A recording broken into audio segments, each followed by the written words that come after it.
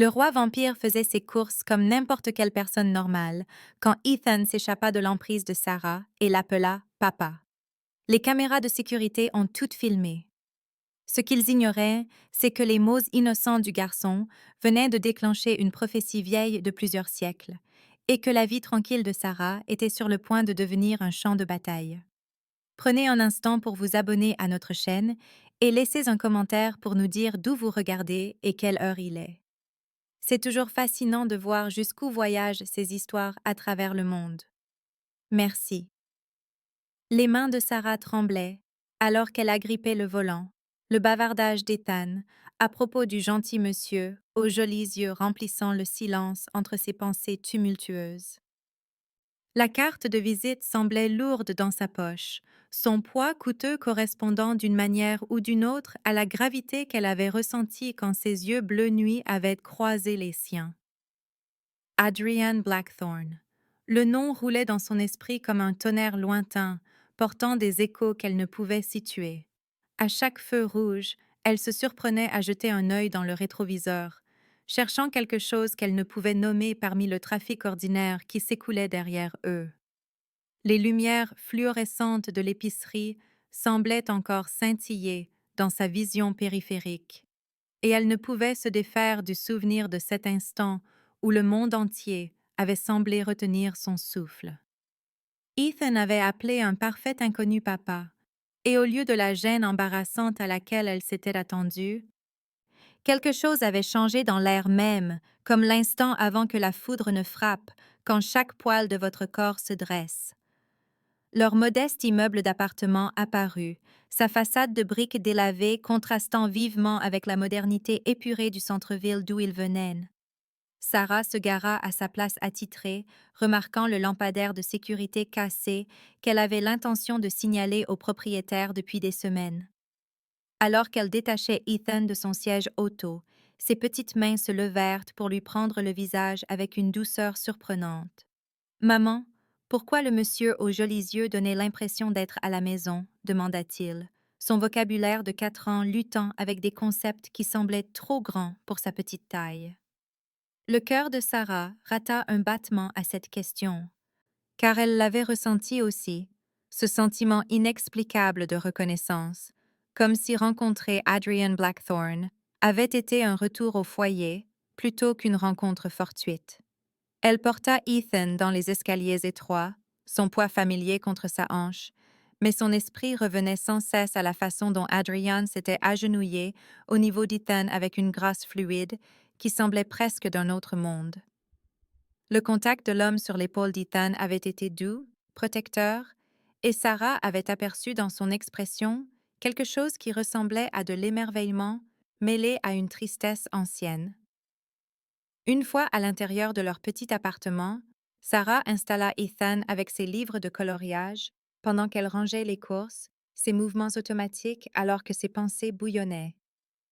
La carte de visite sortit de sa poche comme un talisman, sa surface noire mate embossée de lettres argentées qui captaient la lumière de manière subtile. Blackthorne Industries. Elle avait déjà entendu ce nom, chuchoté dans les couloirs de l'hôpital où elle travaillait, associé à de généreux dons anonymes et à des équipements de pointe qui apparaissaient sans fanfare. Son ordinateur portable s'anima sur la petite table de la cuisine, et elle se surprit à taper le nom d'Adrien dans le moteur de recherche avec des doigts qui bougeaient presque sans direction consciente.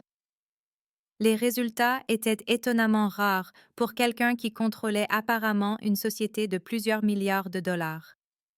Des portraits professionnels montraient un homme d'une beauté saisissante,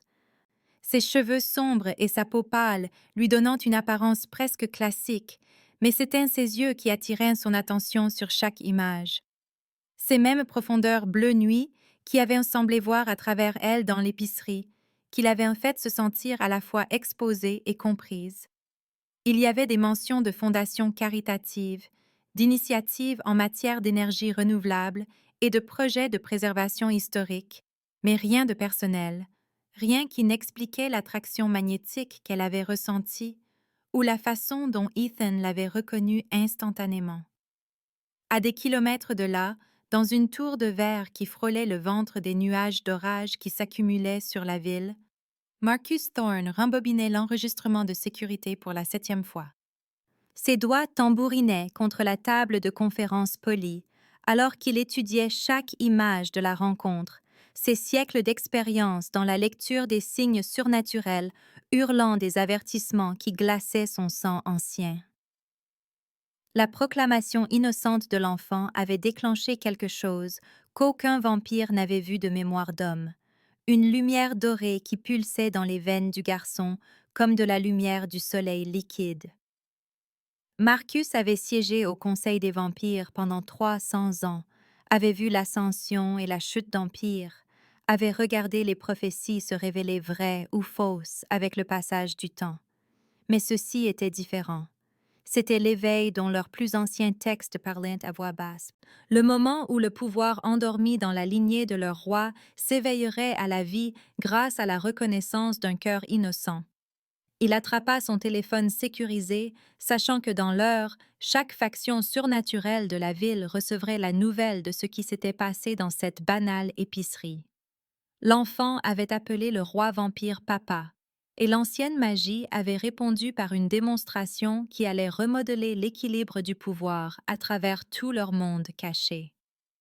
Victoria Ashford se tenait devant les baies vitrées de son bureau penthouse, son reflet un fantôme pâle sur le ciel qui s'assombrissait. Elle avait bâti sa base de pouvoir avec soin au fil des décennies, tissant des alliances et des dettes en une toile qui s'étendait sur la communauté surnaturelle comme un fil d'argent. La faiblesse d'Adrian pour les humains avait toujours été sa meilleure arme contre lui, le point sensible qu'elle pouvait exploiter lorsque les manœuvres politiques exigeaient une touche plus personnelle. Mais cela changeait tout. Les images que Marcus avait partagées ne montraient pas de la faiblesse, mais un éveil. Pas de la vulnérabilité, mais les premiers frémissements d'un pouvoir qui pourrait unir ou détruire tout ce qu'ils avaient construit. Son reflet lui sourit en retour, une expression qui ne contenait aucune chaleur, seulement du calcul. Si elle pouvait contrôler l'enfant, elle pouvait contrôler la prophétie. Si elle pouvait l'éliminer, elle pourrait empêcher Adrien d'accéder à la pleine mesure de son droit d'aînesse. L'un ou l'autre chemin menait à la même destination, avec Victoria se tenant au sommet de la société surnaturelle, tandis que les sympathies humaines d'Adrian s'effondraient en poussière sous le poids de la nécessité politique. Dans les tunnels souterrains sous le quartier industriel de la ville, Dante Rossi arpentait la salle de réunion de sa meute tel un loup en cage.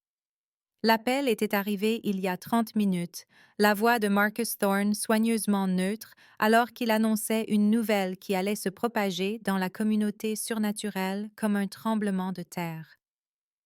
L'héritier du roi vampire s'était éveillé.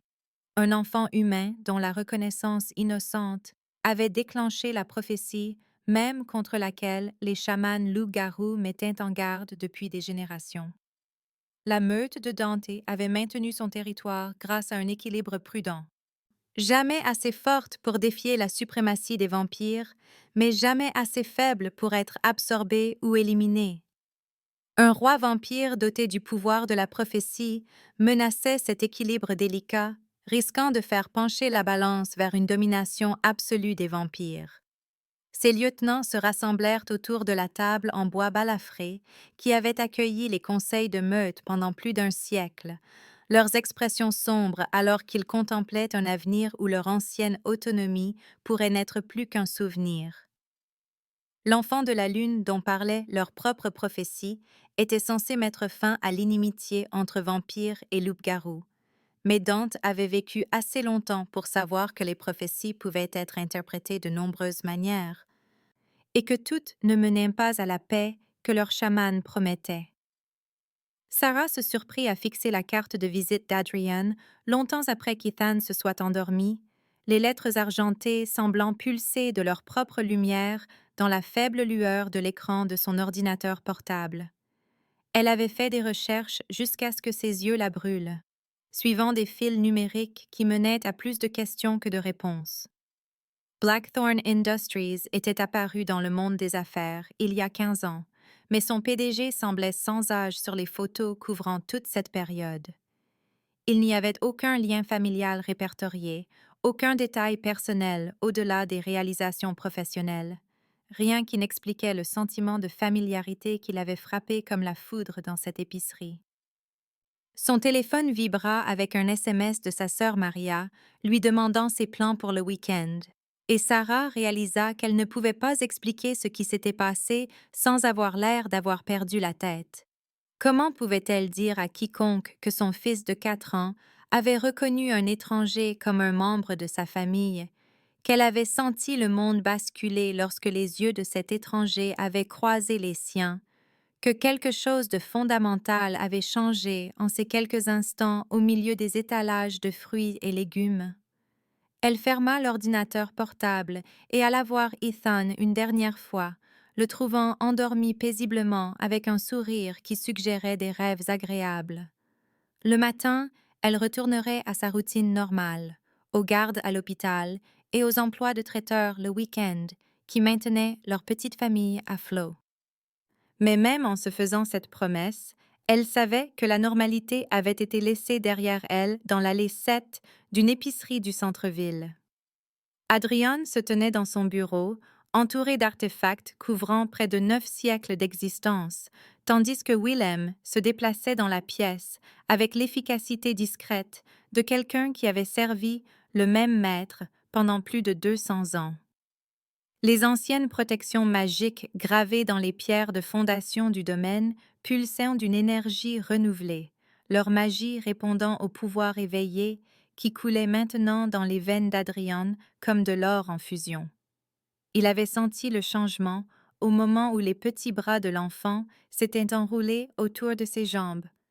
à l'instant où la reconnaissance innocente avait déclenché une magie qui sommeillait depuis sa transformation dans les champs de terre sainte baignés de sang.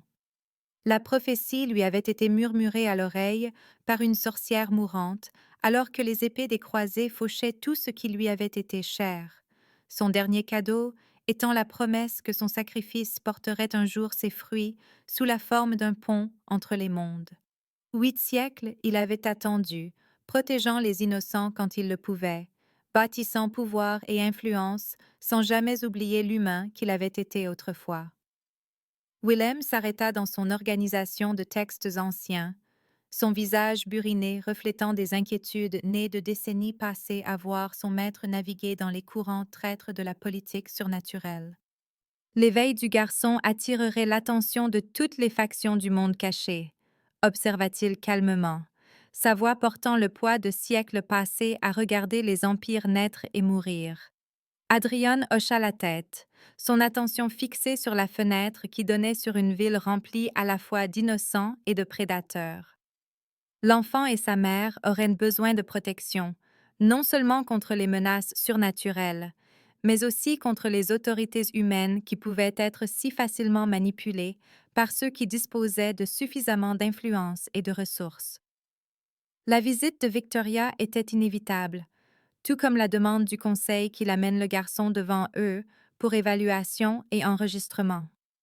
Mais Adrian n'avait pas survécu 8 siècles en laissant les autres dicter les termes de son existence. Et il n'allait pas commencer maintenant que les enjeux impliquaient un enfant innocent et une femme dont le courage face à l'impossible avait réveillé dans son cœur ancien quelque chose qu'il pensait avoir perdu à jamais. La sonnerie stridente du téléphone sécurisé déchira le silence du soir comme une lame. Adrian répondit sans vérifier l'identité de l'appelant, sachant que seule une poignée d'êtres possédait ce numéro particulier. La voix de Victoria coula à travers le haut-parleur comme du miel mêlé de poison, ses mots soigneusement choisis pour transmettre à la fois la séduction et la menace. Elle parla de réunion du Conseil et de nécessité politique, de l'équilibre délicat qui protégeait leur espèce de la découverte par les humains, des responsabilités qui accompagnaient le pouvoir et des conséquences de choisir les désirs personnels plutôt que la sécurité collective. Adrian écouta sans interruption, son expression ne révélant rien de la fureur froide qui montait dans sa poitrine. Quand elle termina son monologue soigneusement élaboré par une invitation à discuter de la situation en privé dans son penthouse, la réponse d'Adrian porta le poids d'une autorité absolue. L'enfant est sous ma protection, dit-il simplement, chaque mot tombant dans le silence comme des pierres dans une eau profonde, ainsi que sa mère. La ligne resta silencieuse un instant, avant que le rire de Victoria ne résonne à travers le haut-parleur, un son comme du verre brisé qui promettait des tempêtes futures. Comme c'est romantique, ronronna-t-elle, sa voix baissant à un registre qui avait autrefois agité son sang, mais qui le laissait maintenant froid. Comme c'est humain de votre part. Le Conseil interprétera cela comme le fait de choisir des mortels plutôt que votre propre espèce. Encore une fois, Adrian mit fin à l'appel sans répondre, mais la menace flottait dans l'air comme de la fumée. Son téléphone vibra immédiatement avec un SMS d'un numéro inconnu, le message consistant en une seule photographie qui fit flamber ses sens surnaturels de rage protectrice. L'immeuble de Sarah, capturé en haute résolution, montrant chaque détail de la modeste structure où elle et Ethan dormaient paisiblement, inconscients que leur vie était devenue le centre d'une tempête surnaturelle qui ne faisait que commencer à prendre de la force.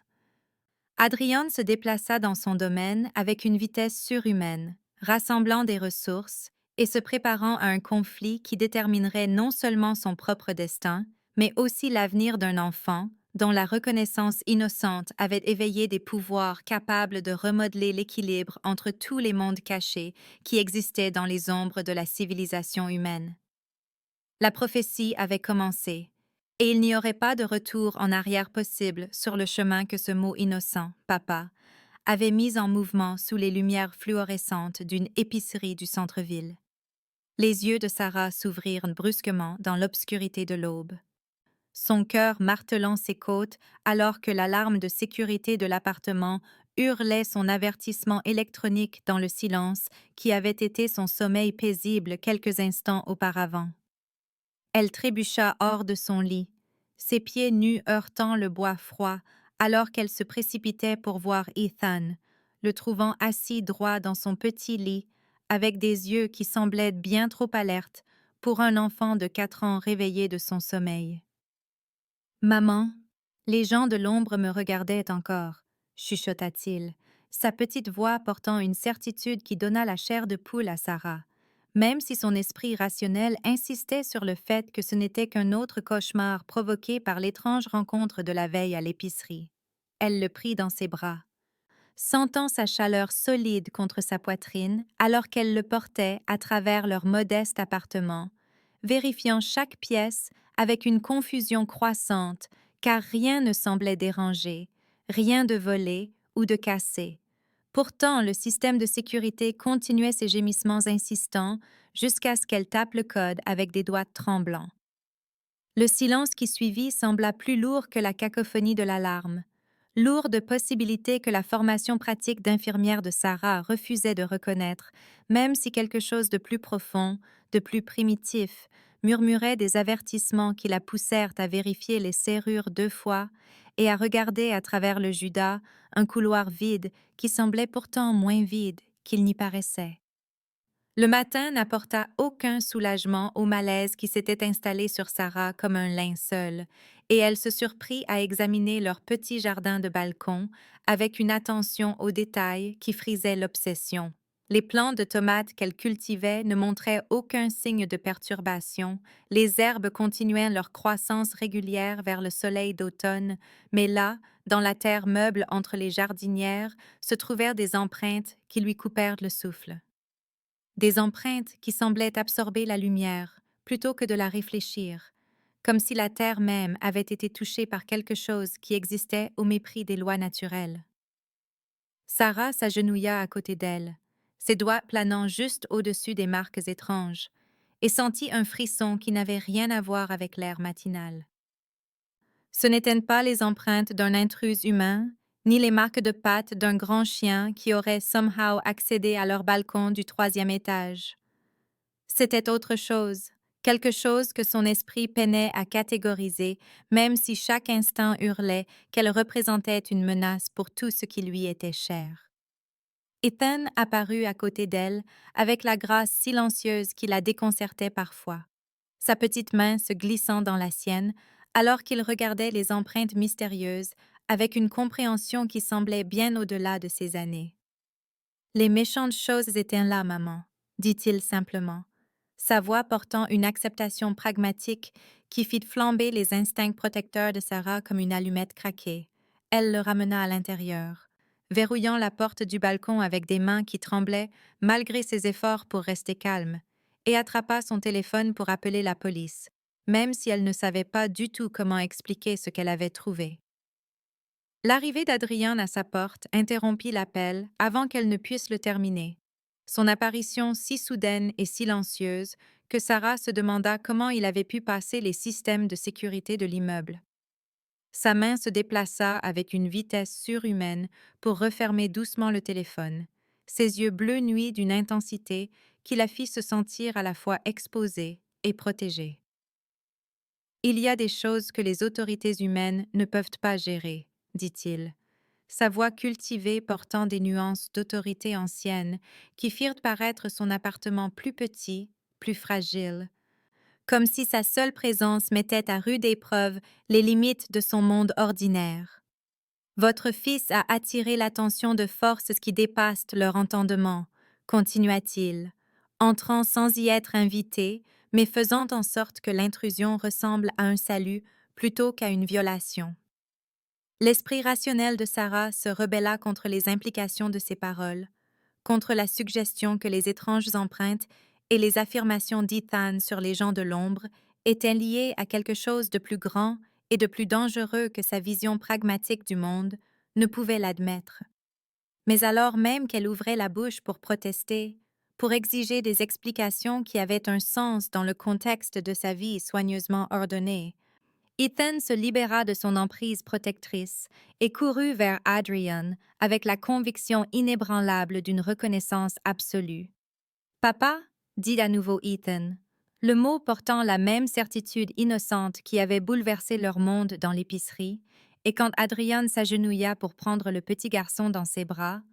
Sarah regarda en silence, stupéfaite. Une faible lumière dorée émanait de la peau de son fils, comme de la lumière du soleil capturé. L'illumination pulsait à chaque battement de cœur, créant des motifs qui ressemblaient presque à une écriture dans une langue qu'elle ne reconnaissait pas, mais qu'elle comprenait d'une manière ou d'une autre, à un niveau qui contournait la pensée consciente. L'expression d'Adrian alors qu'il tenait Ethan révélait des émotions qui parlaient de siècles plutôt que de jours, de solitude et d'émerveillement et d'une férocité protectrice qui transformait ses traits classiques en quelque chose de beau et de terrible à la fois. « Qu'est-ce qu'il est ?» murmura Sarah, sa voix à peine audible par-dessus le son de son propre pouls, tonitruant,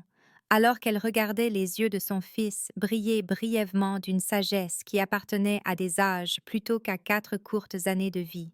« Le pont entre les mondes, » répondit Adrian, son attitude habituellement composée se fissurant pour révéler des profondeurs de sentiments qui firent réaliser à Sarah avec quel soin il s'était contrôlé lors de leur rencontre précédente. « Et mon héritier, » ajouta-t-il, les mots tombant dans le silence comme des pierres dans une eau profonde,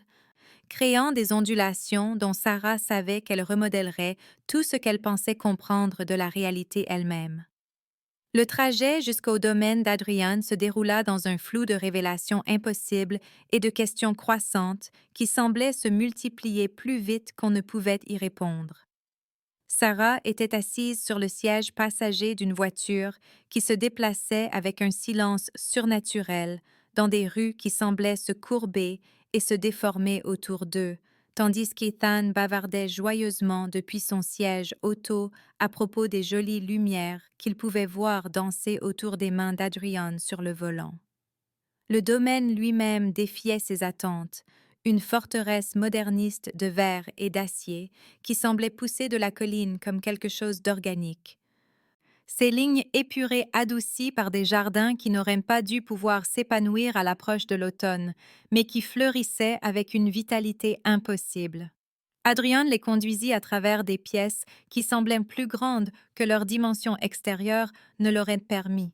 passant devant des fenêtres qui montraient des vues de paysages qui ne pouvaient exister dans la géographie qu'elle connaissait, jusqu'à ce qu'ils atteignent un bureau rempli d'artefacts qui parlaient de siècles plutôt que de décennies de collection. Là, entourés de parchemins, de livres et d'objets qui semblaient vibrer de leur propre énergie interne, Adrian commença à révéler l'architecture cachée du monde que Sarah avait cru comprendre. Vampires, loups-garous, sorcières et autres êtres qu'elle avait relégués au domaine de la fiction maintenaient un équilibre délicat du pouvoir qui remontait à travers l'histoire enregistrée et au-delà, leurs conflits et alliances façonnant les événements humains depuis les ombres d'une manière que les historiens mortels n'avaient jamais soupçonnée. La prophétie centrée sur Ethan parlait d'un enfant né de la lignée d'Adrian, qui unirait ses factions dans la paix ou accorderait à leur souverain une domination absolue sur les royaumes surnaturels et humains, un pont entre les mondes qui pourrait guérir d'anciennes blessures ou déchirer la réalité elle-même selon les choix faits dans le creuset de son pouvoir naissant. Ethan descend de ma famille humaine, expliqua Adrian, étalant d'anciens registres généalogiques sur une table dont la surface semblait se modifier et changer pour accueillir les parchemins jaunis et les arbres généalogiques dessinés à la main. La magie a reconnu ce que la science ne pouvait pas, continua-t-il, traçant des lignes qui reliaient la lignée de Sarah, à travers les générations à une sœur qu'Adrian avait aimée et perdue lorsque les croisades avaient pris tout ce qui était humain de son existence. Sarah fixa les documents soigneusement conservés avec une incrédulité croissante, reconnaissant des noms de famille que son défunt mari David avait mentionnés lors de ses recherches obsessionnelles sur leur héritage, des recherches qu'elle avait considérées comme un simple passe-temps académique, mais qu'elle comprenait maintenant comme quelque chose de bien plus urgent et déterminé. David avait essayé de la prévenir, réalisa-t-elle avec une peine fraîche et profonde. Les nuits tardives de son mari bien-aimé passées à éplucher des sites web de généalogie et des documents historiques, se révélant maintenant comme des tentatives désespérées de comprendre l'héritage surnaturel qui coulait dans le sang de leur famille. L'accident de voiture qui l'avait emporté 2 ans plus tôt sembla soudain moins aléatoire, plus ciblé, et Sarah sentit les premiers frémissements d'une rage qui n'avait rien à voir avec le deuil et tout à voir avec une fureur protectrice pour le fils qui avait hérité de plus que des yeux sombres et du menton têtu de David. Ethan démontra ses capacités naissantes avec l'aisance désinvolte d'un enfant montrant un nouveau jouet, sentant les émotions qui coulaient entre les adultes dans la pièce comme des courants visibles, voyant à travers les masques prudents qu'Adrian portait pour paraître plus humain et moins comme le prédateur qu'il était devenu par des siècles de survie. Plus remarquable encore, quand Ethan toucha la main de Sarah et lui demanda de lui parler de papa David, elle se trouva contrainte de partager des souvenirs qu'elle n'avait jamais prononcés à voix haute, des vérités sur son chagrin, sa peur et son amour désespéré pour son fils, qui s'échappèrent de ses lèvres sans permission consciente. Ses pouvoirs se renforçaient autour d'Adrian, leur lien créant des boucles de rétroaction d'énergie surnaturelle, qui faisaient que l'air lui-même semblait s'épaissir de possibilités et de dangers. Le premier coup ne vint pas d'assassins surnaturels ou de vendetta ancienne, mais de la machinerie banale de la bureaucratie humaine, maniée avec une précision chirurgicale par des ennemis qui avaient passé des siècles à apprendre à manipuler les institutions mortelles à leurs propres fins. Les services sociaux arrivèrent à l'appartement de Sarah alors qu'elle était encore en train de digérer les révélations dans le bureau d'Adrian, armée de dénonciations anonymes et de preuves falsifiées qui la dépeignaient comme une mère indigne, luttant contre la toxicomanie et la négligence. Les enquêteurs qui envahirent sa modeste maison trouvèrent des preuves placées avec l'efficacité de personnes qui croyaient sauver un enfant innocent d'une situation dangereuse, leurs préoccupations sincères faisant d'eux des armes involontaires parfaites dans la campagne soigneusement orchestrée de Victoria. Les procédures judiciaires commencèrent avec une rapidité à couper le souffle, des documents déposés et des audiences programmées avec le genre d'efficacité qui ne vient que lorsque les juges et les travailleurs sociaux sont déjà en place pour approuver des décisions qui ont été prises dans des salles de conseil plutôt que dans des salles d'audience. Sarah vit son monde s'effondrer depuis le domaine d'Adrian, recevant des mises à jour par des appels téléphoniques qui apportaient des nouvelles de comptes bancaires gelés, de licences d'infirmières suspendues et d'audiences de garde qui avaient été accélérées par un système qui se déplaçait normalement avec une lenteur glaciaire. Lutter par les voies légales humaines se révéla sans espoir contre des ennemis qui contrôlaient de vastes ressources et avaient des siècles d'expérience dans la manipulation des institutions mortelles, leur influence s'étendant à travers des réseaux de richesse et de pouvoir qui faisaient que le milieu ouvrier de Sarah ressemblait à une condamnation à mort dans une guerre qu'elle ne comprenait pas comment mener. Adrian offrit un sanctuaire dans son domaine, avec la gravité de quelqu'un qui comprenait toutes les implications de ce qu'il proposait, ses yeux de minuit contenant des profondeurs de regret, alors qu'il expliquait qu'accepter signifiait abandonner entièrement sa vie humaine et faire confiance à un être qu'elle connaissait depuis quelques jours pour l'avenir de son fils. Sarah hésita. Déchirée entre l'impossibilité pratique de combattre des ennemis surnaturels devant des tribunaux mortels et la perspective terrifiante de placer sa confiance totale en quelqu'un dont la vraie nature restait largement mystérieuse malgré son soin évident pour Ethan. La décision fut prise pour elle lorsque des assassins loups-garous, engagés par une faction qui voulait éliminer entièrement l'enfant de la prophétie plutôt que de risquer les changements que son existence pourrait apporter, attaquèrent son immeuble avec la précision coordonnée d'opérateurs militaires. Adrian arriva alors qu'ils escaladaient les murs extérieurs du bâtiment, se déplaçant avec une vitesse surhumaine qui le transforma en un flou de mouvements et d'ombres contre le ciel du soir. Sarah regarda depuis le balcon alors qu'il interceptait les attaquants avec des démonstrations de puissance qui brisèrent ses dernières illusions sur le monde étant un lieu régi par les lois naturelles et les limitations humaines. Une vitesse surnaturelle lui permit de se déplacer entre les adversaires plus vite que ses yeux ne pouvaient le suivre. Une force ancienne lui permit de déchirer des matériaux renforcés comme du papier de soie. Et plus terrifiant encore, sa maîtrise des ombres transforma l'obscurité approchante en une arme qui répondait à sa volonté comme une extension de son propre corps. Les loups-garous se battirent avec une férocité désespérée, leurs états partiellement transformés leur conférant une force et une vitesse accrues. Mais ils n'étaient pas de taille face à un roi vampire dont le pouvoir avait été éveillé par la reconnaissance de son héritier prophétisé. Quand les yeux d'Adrian rencontrèrent ceux de l'assassin survivant, la résistance féroce de la créature s'effondra en une obéissance absolue, contrainte par une autorité surnaturelle qui ne tolérait ni défi ni hésitation. « Venez avec moi maintenant », ordonna Adrian, alors que les sirènes retentissaient au loin et que Sarah réalisait que les autorités humaines trouveraient des preuves de scènes de crime qui soulèveraient des questions auxquelles elle ne pourrait jamais répondre ou le perdre à jamais. Sa main tendue vers elle portait le poids d'un choix absolu, le dernier moment où son ancienne vie se terminait et où ce qui allait suivre commençait pour de bon. Sarah baissa les yeux sur Ethan, qui observait le combat surnaturel avec l'acceptation calme d'un enfant dont le monde avait toujours inclus la magie et les monstres, puis de nouveau sur Adrian, dont l'expression contenait des promesses de protection et de transformation à parts égales.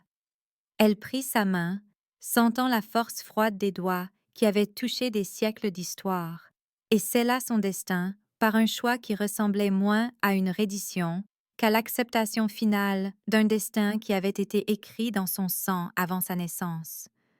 Le monde devint flou autour d'eux, alors que le pouvoir d'Adrian les emportait loin de la vie qu'elle avait construite par la détermination et le travail acharné,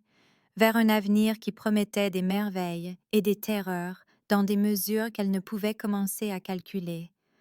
mais qui offrait la seule chose dont elle avait besoin plus que la sécurité ou la certitude,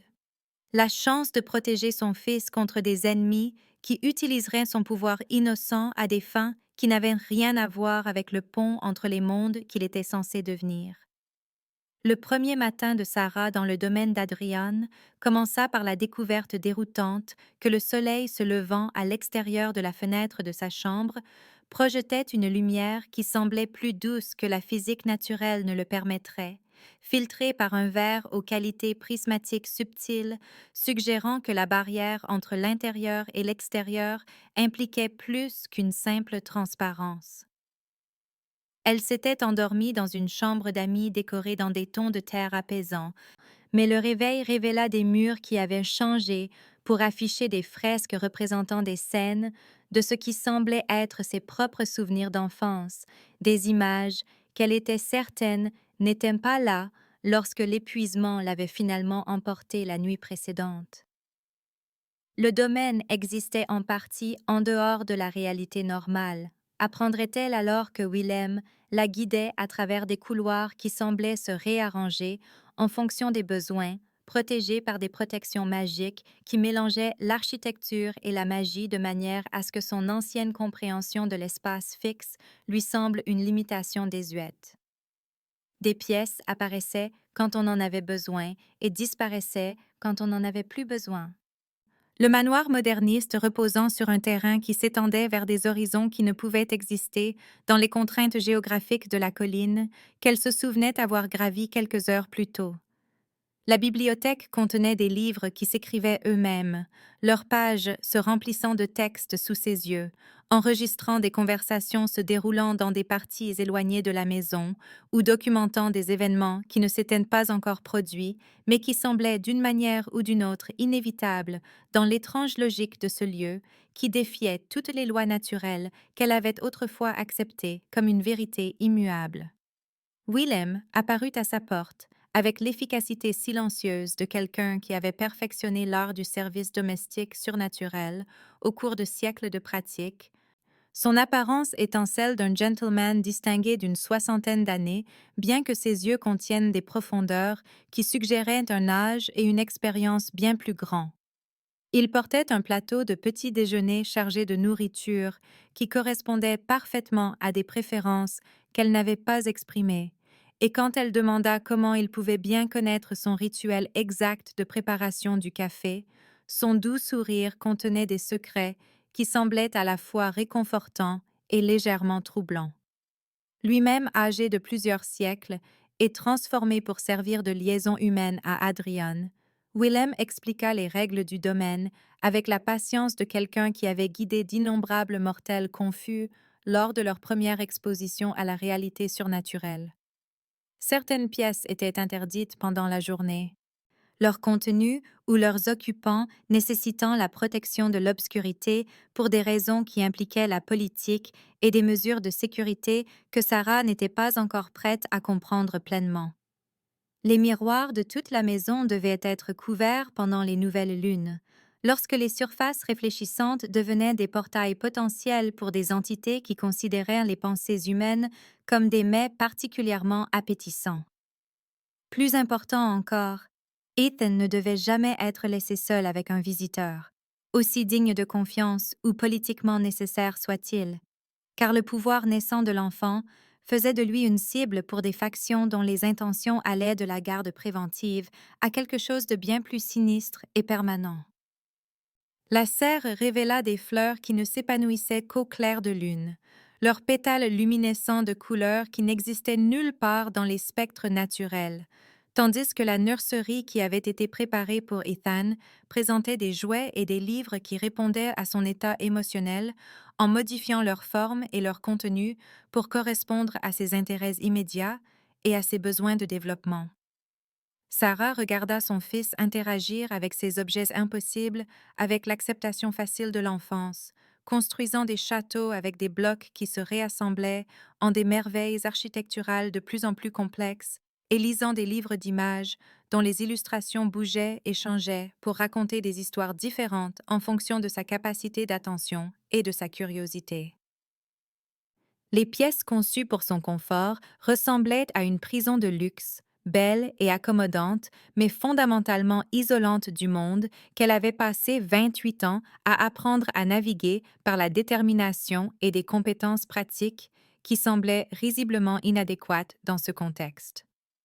Chaque décision nécessitait désormais d'être filtrée par des préoccupations surnaturelles qui transformaient de simples choix en calculs complexes impliquant des sorts de protection, des implications politiques et des mesures de sécurité qui faisaient que faire les courses ressemblait à la planification d'une opération militaire en territoire hostile. Elle ne pouvait pas contacter sa sœur Maria sans risquer une exposition qui pourrait amener les autorités humaines ou des factions ennemies à enquêter sur un lien familial qui mettrait ses proches restants en danger. Retourner au travail était impossible alors que sa licence d'infirmière avait été suspendue et que son ancienne vie avait été démantelée par des ennemis qui contrôlaient des ressources et des réseaux d'influence qui s'étendait à tous les niveaux de la société mortelle. Même l'achat de nouveaux vêtements pour Ethan nécessitait de se demander si les tissus contenaient des fils de fer qui pourraient interférer avec les sorts de protection ou des matériaux synthétiques qui pourraient conduire des énergies surnaturelles de manière à compromettre les défenses soigneusement entretenues du domaine. Sarah se surprit à pleurer non seulement son indépendance, mais aussi la simple certitude d'un monde régi par des règles qu'elle comprenait, où les problèmes avaient des solutions logiques et où les instincts protecteurs pouvaient être satisfaits par des serrures et des systèmes d'alarme plutôt que par une magie ancienne et des manœuvres politiques couvrant des siècles de rancune et d'alliances surnaturelles. L'arrivée de Marcus Thorne brisa la paix fragile de leur sanctuaire comme une pierre à travers une vitre,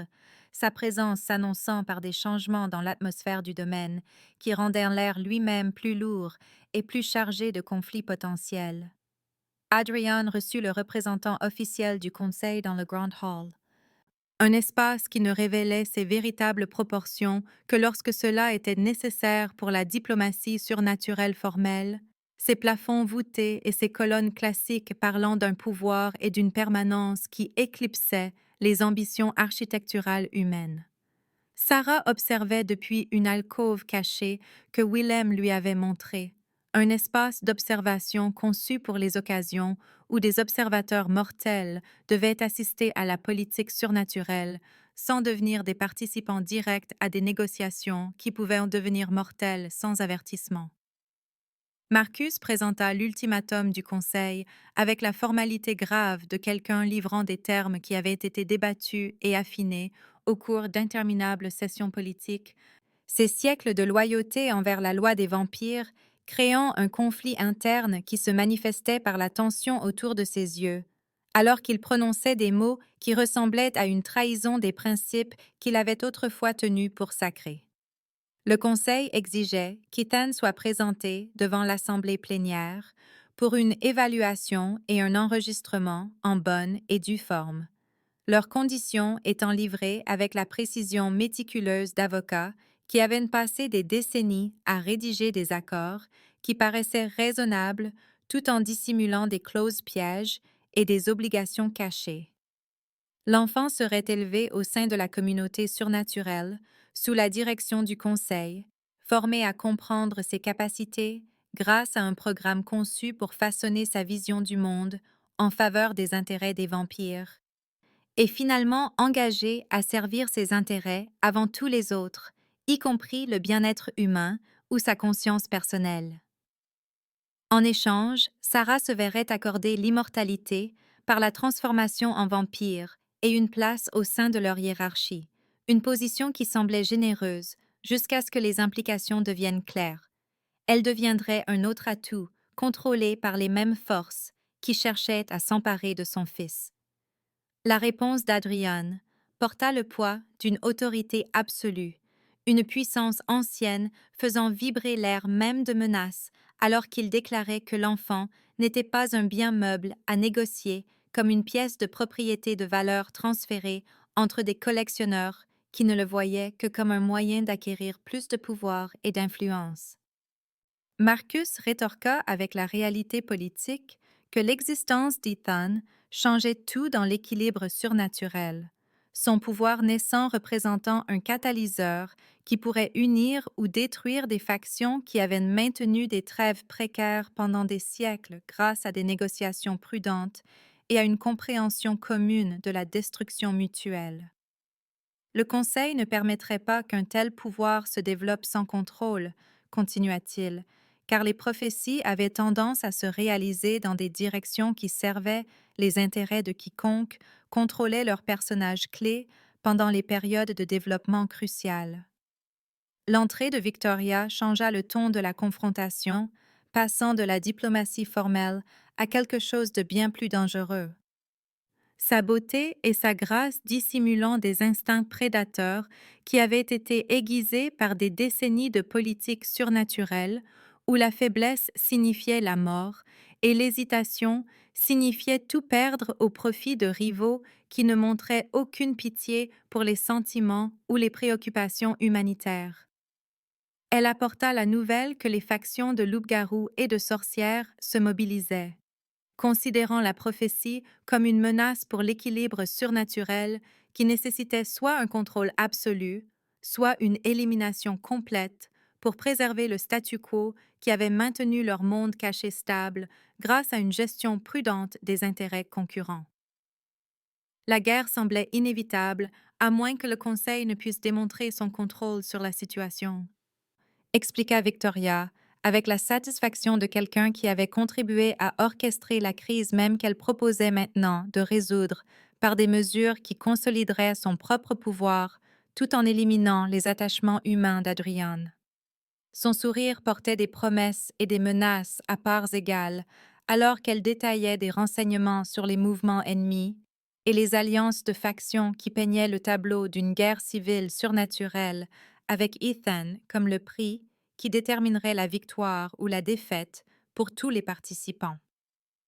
Sarah écoutait depuis son point d'observation, cachée avec une horreur croissante,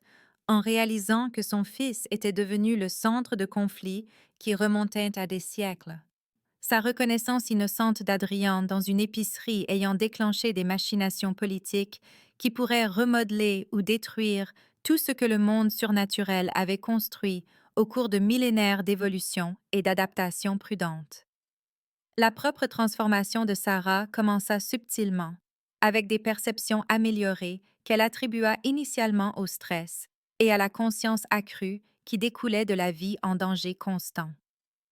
Elle se mit à voir des auras autour des habitants du domaine, de subtils champs d'énergie qui révélaient des états émotionnels et des natures surnaturelles d'une manière qui rendait la tromperie impossible à maintenir. L'aura d'Adrienne pulsait d'un pouvoir ancien et d'instincts prédateurs soigneusement contrôlés,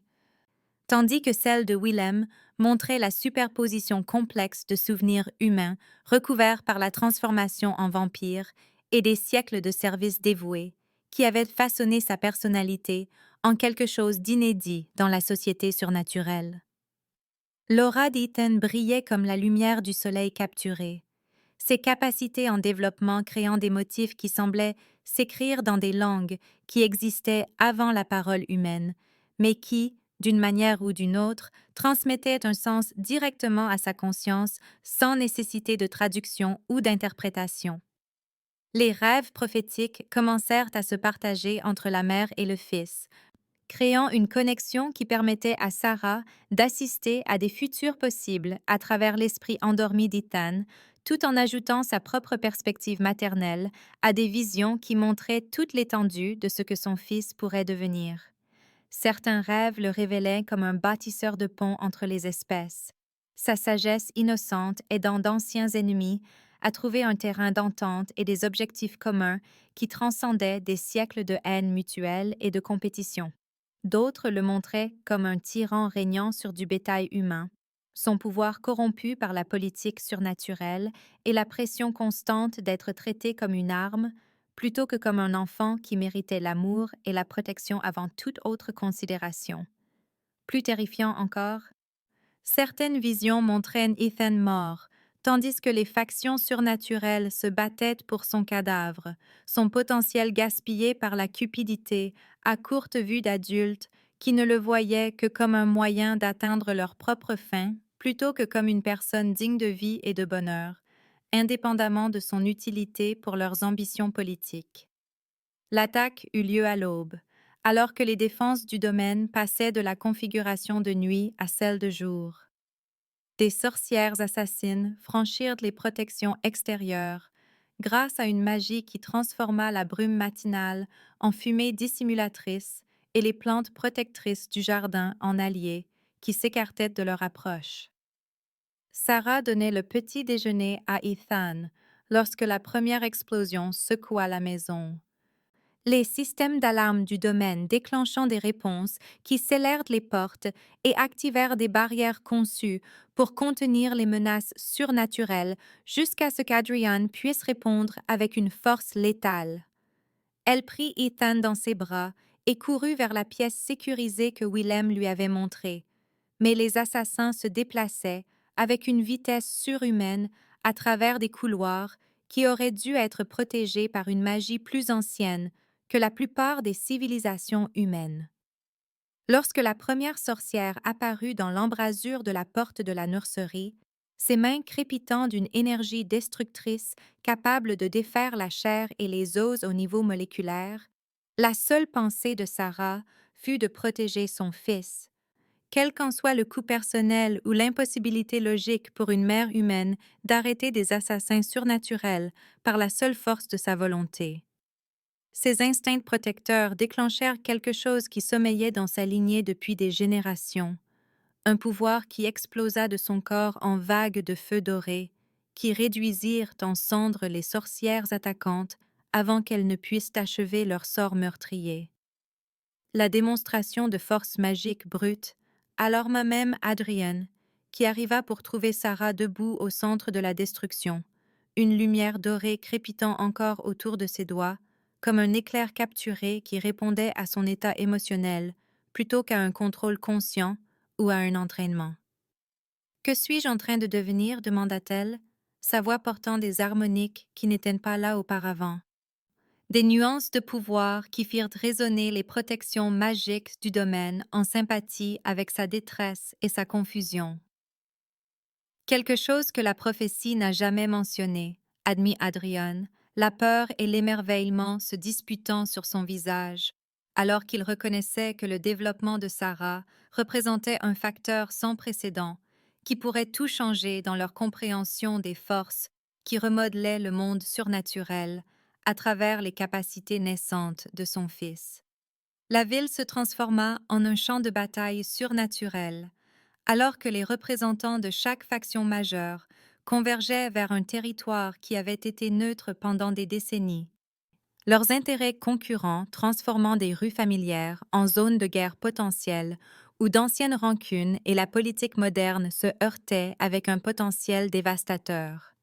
Dante Rossi arriva avec sa meute de loups-garous à la faveur de l'obscurité, leur convoi de véhicules noirs se déplaçant dans le quartier industriel, avec une précision militaire qui témoignait de siècles passés à survivre dans un monde qui considérait leur espèce soit comme des mythes, soit comme des monstres, selon qui posait les questions. L'alpha loup-garou cherchait une alliance avec Adrian contre l'abus de pouvoir du Conseil. Reconnaissant que les machinations politiques des vampires menaçaient l'équilibre délicat qui avait permis à son peuple de maintenir son territoire et son autonomie face à des forces surnaturelles qui considéraient les loups-garous comme des atouts utiles, mais finalement remplaçables dans des jeux de pouvoir et d'influence plus vastes. Les covens de sorcières se divisèrent entre celles qui voyaient la prophétie comme un salut qui apporterait enfin la paix entre les factions surnaturelles en guerre et celles qui la considéraient comme une apocalypse qui détruirait les structures prudentes qui avaient protégé leur espèce de la découverte par les humains et de la domination des vampires pendant d'innombrables générations. D'anciens esprits et des êtres surnaturels mineurs qui restaient normalement neutres dans les conflits de factions, se virent contraints de choisir un camp, transformant chaque ombre en un champ de bataille potentiel où des guerres invisibles pouvaient éclater sans avertissement entre des entités que les autorités mortelles ne pouvaient ni détecter ni comprendre. Sarah s'aventura hors de la protection du domaine pour la première fois depuis la rencontre à l'épicerie qui avait brisé sa vie ordinaire, accompagnant Adrian à un lieu de rencontre neutre qui se révéla être une église consacrée dont la nature sacrée empêchait la violence surnaturelle par une loi divine que même les vampires les plus puissants respectaient. Les flèches s'élançaient et les vitraux de la cathédrale gothique créaient une atmosphère de beauté d'un autre monde qui semblait appropriée pour des négociations qui détermineraient le sort d'êtres existants au-delà de l'expérience humaine normale. Son sol consacré servant de sanctuaire où d'anciens ennemis pouvaient se rencontrer sans crainte d'assassinat immédiat ou d'attaque magique. Elle fut témoin de l'ampleur du monde caché dont elle faisait désormais partie, alors que des êtres de mythes et de légendes débattaient du sort de son fils, comme des généraux planifiant une guerre où les enjeux n'impliquaient pas seulement le contrôle territorial ou la suprématie politique, mais la nature fondamentale de la réalité elle-même. Des vampires en costume coûteux discutaient de l'avenir d'Ethan avec le calcul froid de cadres d'entreprise se partageant des actifs, tandis que des loups-garous en cuir et en jean plaidaient pour des approches qui équilibraient la protection avec la liberté que leur culture de meute considérait comme essentielle à un développement sain. Des sorcières drapées de robes flottantes, qui semblaient changer de couleur en fonction de leurs états émotionnels, présentaient des arguments enracinés dans des prophéties remontant à l'aube de l'histoire enregistrée. Leur voix amplifiée par la magie, portant des nuances qui rendaient la conversation normale inadéquate pour des discussions d'une telle importance cosmique. Dante se montra étonnamment sympathique lorsqu'il approcha Sarah directement. Sa carrure massive et son visage balafré dissimulant une douceur qui devint apparente lorsqu'il s'agenouilla au niveau d'Ethan et parla sur un ton respectueux plutôt que de l'intérêt calculé que la plupart des êtres surnaturels montraient envers l'enfant de la prophétie. L'alpha loup-garou révéla que les prophéties de sa meute parlaient d'un enfant de la lune qui mettrait fin à l'ancienne inimitié entre vampires et loup-garou. Ses yeux ambrés, contenant des siècles d'espoir de paix, transmis de génération en génération, qui avaient vécu avec la menace constante de la guerre surnaturelle. La capacité d'Ethan à voir la vérité s'étendit à la détection des bonnes intentions derrière l'extérieur féroce de Dante, la sagesse innocente de l'enfant reconnaissant l'authenticité dans un monde où les manœuvres politiques et les agendas cachés rendaient la communication honnête presque impossible. La préoccupation sincère du loup-garou pour le bien-être d'Ethan, plutôt que pour son utilité potentielle, créa une alliance inattendue qui franchit les frontières des espèces d'une manière qui rendit les vampires assemblés visiblement mal à l'aise face à des implications qu'ils ne pouvaient pas contrôler par la pression politique traditionnelle ou l'autorité surnaturelle. Sarah se sentit reconnaissante de la présence de Dante comme une voix de la raison dans des négociations qui semblaient conçues pour traiter son fils comme une ressource précieuse, plutôt que comme un enfant qui méritait protection et amour, quelle que soit sa signification prophétique. Le piège de Victoria se révéla avec la précision théâtrale de quelqu'un qui avait passé des décennies à perfectionner l'art de la manipulation politique. Sa présentation de preuves falsifiées étant conçue pour saper la crédibilité de Sarah au moment où le consensus surnaturel était le plus crucial pour la survie politique d'Adrian. Les documents qu'elle produisit suggéraient que la mort de David avait été un assassinat surnaturel plutôt qu'un accident fortuit, avec Sarah comme cible prévue, dont la survie avait permis à des factions ennemies de placer une gardienne compromise en position d'influencer le développement de l'enfant de la prophétie. Les implications dépeignaient Sarah soit comme une collaboratrice consentante avec les ennemis des vampires, soit comme un pion involontaire dont l'attachement émotionnel à son fils la rendait vulnérable à la manipulation par des forces qui considéraient le pouvoir d'Ethan comme une arme à manier contre la faction d'Adrian. La performance de Victoria combinait une préoccupation sincère pour la sécurité surnaturelle avec un théâtre politique calculé, sa beauté et sa grâce prêtant crédibilité à des accusations qui forcèrent les représentants assemblés à se demander si les instincts protecteurs de Sarah ne représentaient pas en réalité une menace pour l'enfant qu'ils étaient ostensiblement réunis pour protéger. Le piège était élégamment construit pour paraître logique et raisonnable, tout en dissimulant les motifs ultérieurs qui n'avaient rien à voir avec le bien-être d'Ethan et tout à voir avec l'élimination des liens humains d'Adrian, que Victoria considérait comme des obstacles à ses propres ambitions de leadership surnaturel. L'accusation força Adrian à un choix impossible entre soutenir Sarah et maintenir sa position politique au sein de la hiérarchie des vampires, l'ultimatum du Conseil étant livré avec la précision froide d'êtres qui avaient passé des siècles à réduire des situations émotionnelles complexes à de simples calculs de pouvoir et d'avantages. Ils exigèrent que Sarah soit effacée de sa mémoire et relocalisée pour éviter toute contamination supplémentaire du développement de l'enfant de la prophétie, tandis qu'Ethan serait élevé au sein des institutions vampiriques sous une surveillance attentive qui façonnerait ses capacités vers des objectifs servant les intérêts surnaturels plutôt que le bien-être humain ou sa conscience personnelle. Les représentants assemblés observaient avec l'intérêt détaché de spectateurs à un combat de gladiateurs, alors qu'Adrian pesait ses options, leur visage ancien ne révélant aucune sympathie pour le trouble émotionnel que les attachements humains créaient dans un monde où le sentiment était considéré comme une faiblesse dangereuse. La satisfaction de Victoria était soigneusement dissimulée mais indubitable pour les perceptions nouvellement améliorées de Sarah. L'aura de la vampire révélant l'anticipation d'une victoire qui éliminerait simultanément une rivale amoureuse et prouverait que les sympathies humaines d'Adrian le rendaient inapte aux responsabilités de leadership qu'elle convoitait avec des siècles d'ambition patiente et de manœuvres politiques prudentes.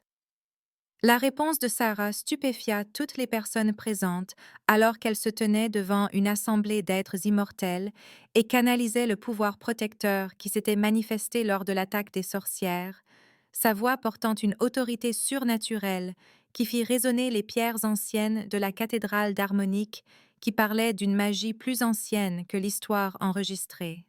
« Vous le craignez parce que vous voyez vos propres limites, » déclara-t-elle. Une lumière dorée commençant à émaner de sa peau, alors que la fureur maternelle se transformait en quelque chose qui transcendait l'émotion humaine normale pour devenir une force de la nature elle-même. Vous voyez un enfant qui pourrait grandir au-delà de votre contrôle, au-delà de vos haines anciennes et de vos jeux de pouvoir, continua-t-elle, ses mots gagnant en force et en résonance surnaturelle à chaque syllabe. Mais je vois mon fils, conclut-elle, la simple déclaration portant une magie de contrainte qui força la vérité à sortir d'esprit qui avait passé des siècles à perfectionner l'art de la tromperie et de la manipulation politique. Son pouvoir non entraîné traversa les défenses surnaturelles comme une épée à travers de la soie, contournant les protections magiques et les barrières mentales qui auraient dû être imprenables pour quelqu'un sans formation formelle dans les arts mystiques.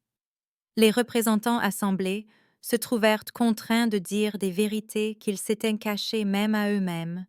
leur position politique soigneusement construite s'effondrant sous le poids d'un examen de conscience honnête qui révéla des motivations enracinées dans la peur plutôt que dans la sagesse.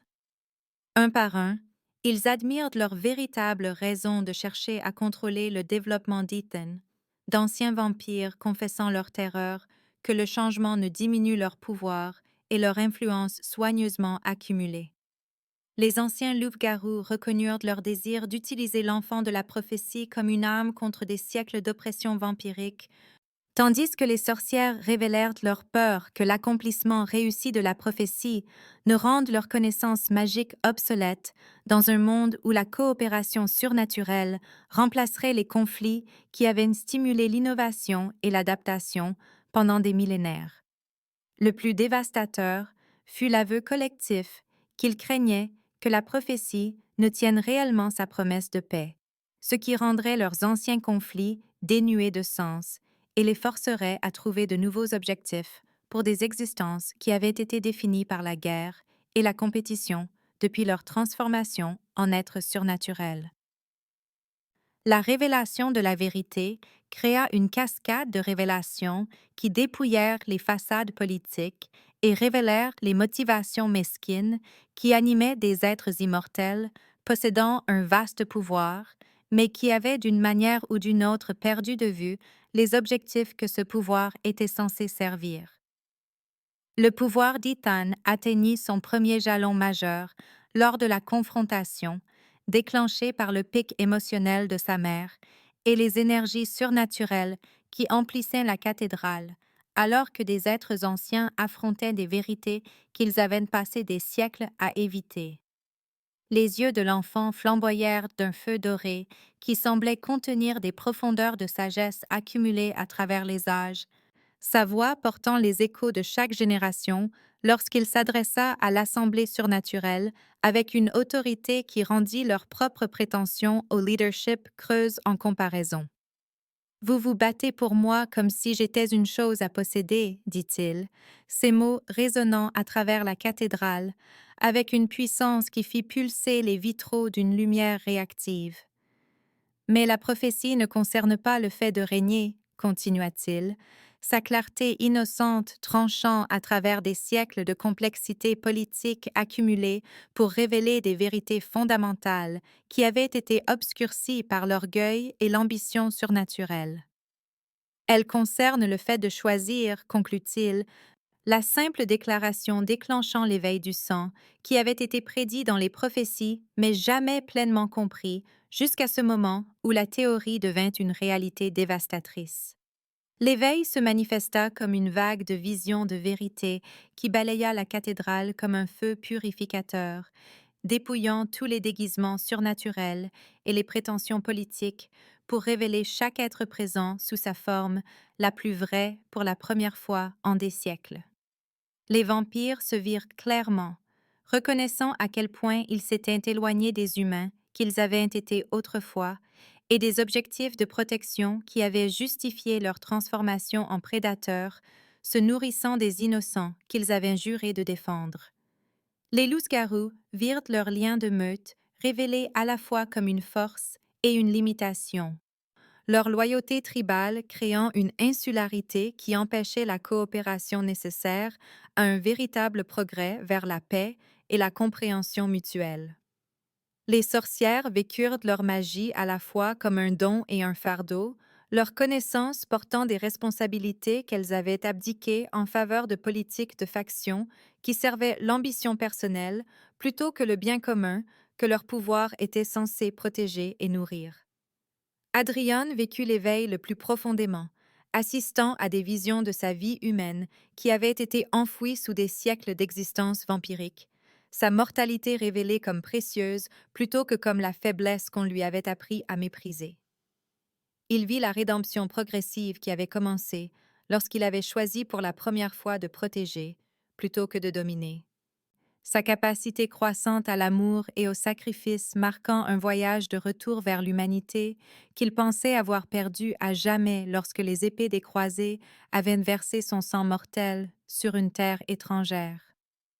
Le pouvoir circulant entre lui et Ethan créa un lien qui transcendait la simple hiérarchie vampirique, leur connexion devenant une dyade de capacités complémentaires, où la sagesse ancienne d'Adrian équilibrait la perspective fraîche d'Ethan, non corrompue par la politique surnaturelle et le cynisme issu de siècles de survie, dans un monde qui récompensait la cruauté plutôt que la compassion. Leurs auras fusionnées flamboyèrent d'une lumière combinée qui transforma l'atmosphère de la cathédrale, créant un sanctuaire qui semblait véritablement sacré, plutôt que simplement un terrain neutre établi par la loi divine.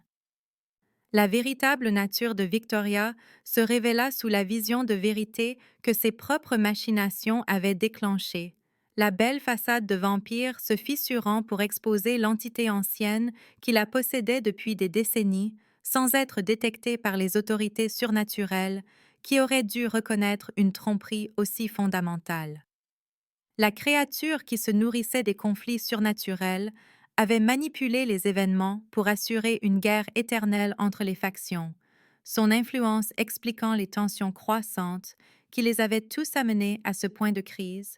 où l'accomplissement de la prophétie semblait impossible sans un bain de sang dévastateur. La révélation retourna ses anciens alliés contre elle, alors qu'ils reconnaissaient comment leur propre conflit avait été orchestré par quelque chose qui considérait leur souffrance comme un divertissement et leur destruction comme le carburant nécessaire à sa survie. L'évasion de Victoria, dans le chaos qui suivit sa dénonciation, s'accompagna de promesses de vengeance qui portaient le poids d'un serment surnaturel, ces derniers mots créant des contraintes magiques qui alimenteraient les conflits futurs jusqu'à ce que l'entité trouve de nouveaux hôtes pour continuer son ancien travail d'empêcher la paix par la culture soigneuse de la haine et de la méfiance entre des êtres qui, autrement, pourraient découvrir leur terrain d'entente. Les suites du sommet surnaturel envoyèrent des ondes de choc à travers le monde caché qui remodelèrent les alignements politiques avec la force de plaques tectoniques se déplaçant sous des siècles d'ordre établis, les anciennes alliances s'effondrant tandis que de nouvelles se formaient en réponse à la vision de vérité qui avait dépouillé les prétentions diplomatiques et révélé les motivations sincères qui animaient la politique immortelle.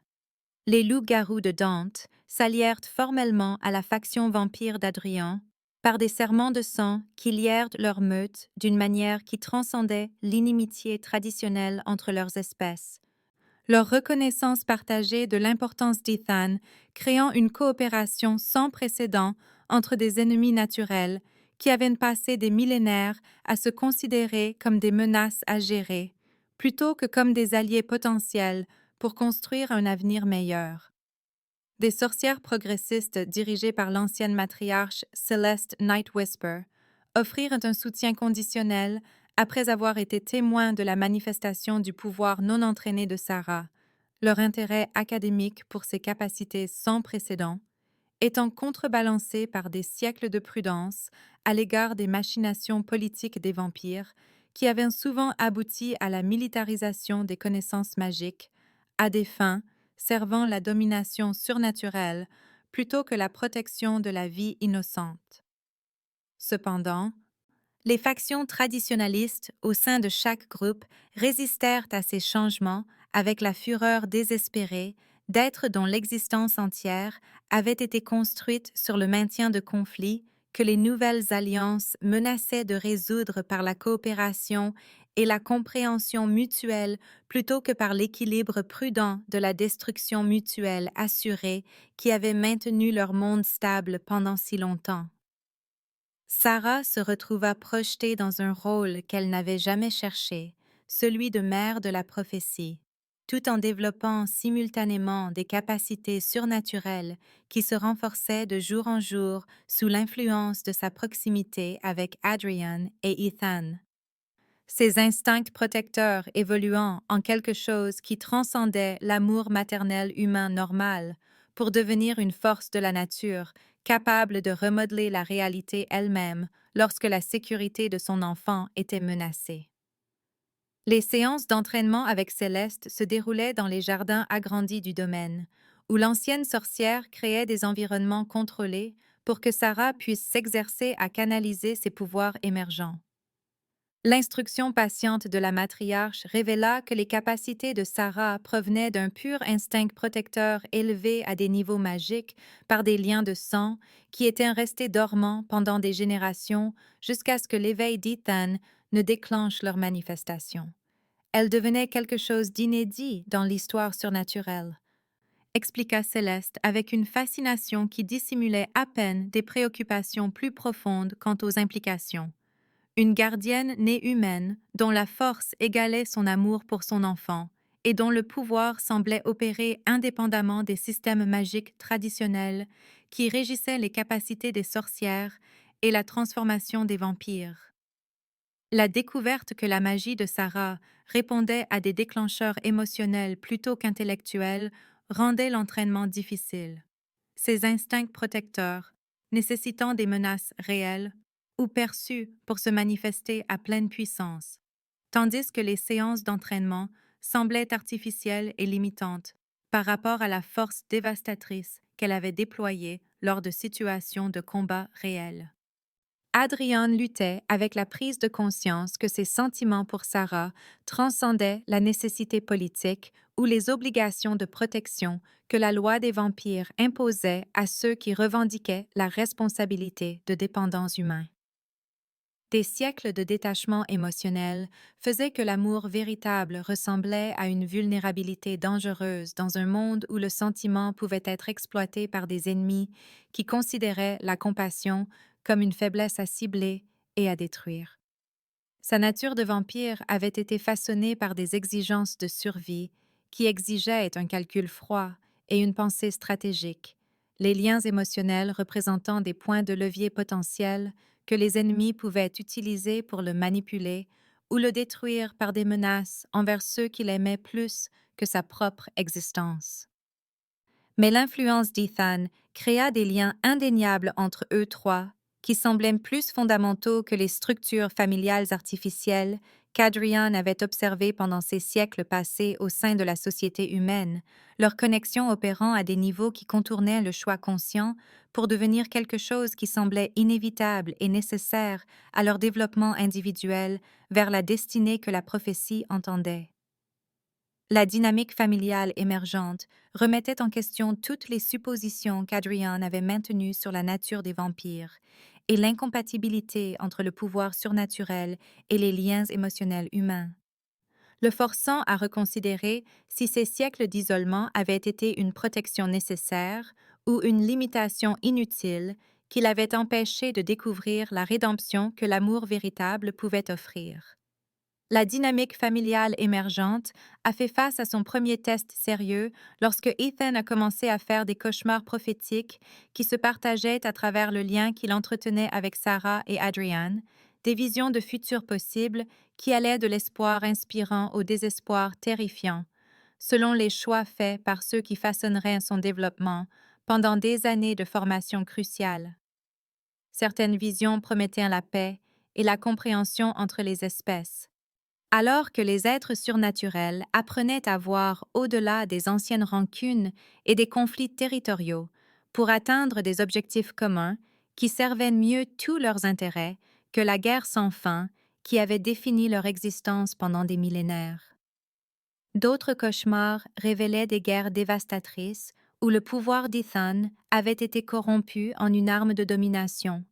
son désir innocent d'aider les autres étant tordu par des adultes qui ne le voyaient que comme un moyen d'atteindre la suprématie sur les royaumes surnaturels et humains par la force plutôt que par la coopération que ses capacités étaient censées faciliter. Les visions les plus troublantes montraient des futurs où les conflits sur son potentiel l'avaient entièrement détruit. Sa mort déclenchant des guerres civiles surnaturelles qui réduisaient en ruine les mondes cachés et humains, tandis que les survivants se battaient pour les restes de civilisation que leur manque de prévoyance n'avait pas réussi à préserver. Ces expériences prophétiques laissaient Ethan épuisé et confus, son esprit de 4 ans luttant pour traiter des concepts de guerre et de paix qui appartenaient à la compréhension politique des adultes, tandis que ses capacités en développement le forçaient à être témoin des conséquences potentielles de décisions qu'il n'avait aucun pouvoir d'influencer ou de contrôler.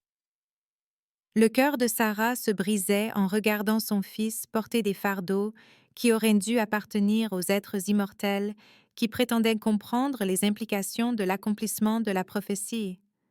tandis qu'Adrian se demandait si protéger Ethan signifiait l'isoler entièrement de la politique surnaturelle ou le préparer à y naviguer avec une sagesse et une force capables de résister à la corruption de ceux qui utiliseraient son pouvoir à des fins égoïstes.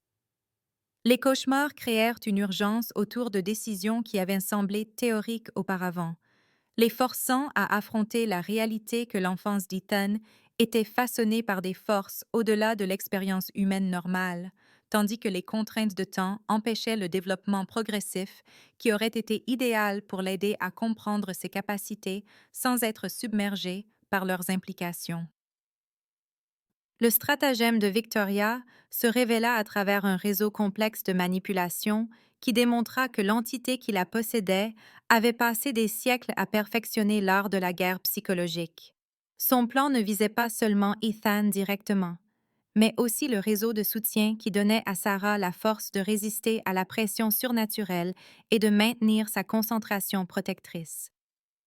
En utilisant des ressources volées au Conseil qu'elle avait accumulées au fil de décennies de manœuvres politiques, Victoria créa un réseau de cultistes humains qui vénéraient l'entité ancienne qui la possédait sans comprendre la véritable nature de ce qu'ils servaient.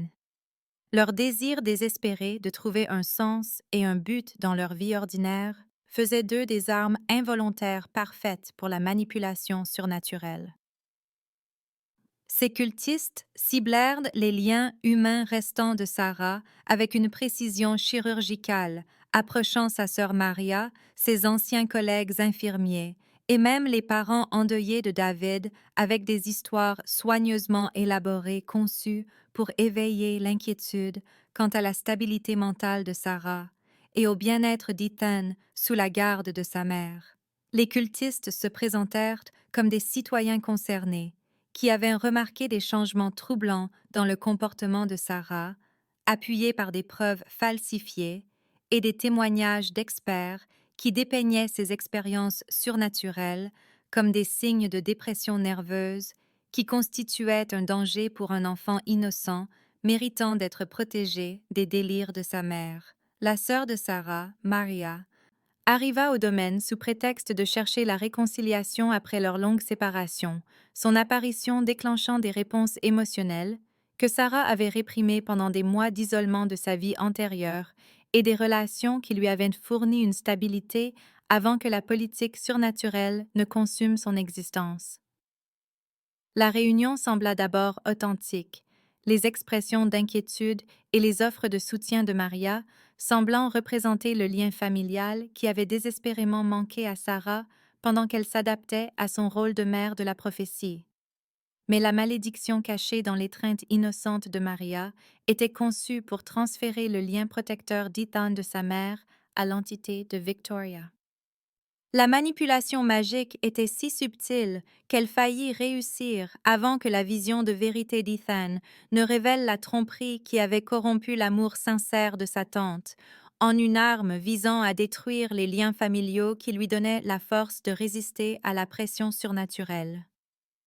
La découverte que Maria avait été transformée en une arme involontaire contre eux créa un chagrin d'amour qui transcendait la simple trahison, forçant Sarah à affronter la réalité que ses liens humains restants avaient été compromis par des ennemis qui utiliseraient l'amour lui-même comme un outil pour prendre le contrôle des capacités en développement de son fils. La confrontation avec la Maria maudite força Sarah à utiliser son pouvoir protecteur de manière destructrice pour la première fois, canalisant l'énergie dorée qui ne s'était manifestée auparavant que pour défendre Ethan vers le but de brûler la corruption surnaturelle qui avait infecté l'esprit et l'âme de sa sœur. Le processus exigeait un contrôle précis que Sarah n'avait pas encore développé par l'entraînement,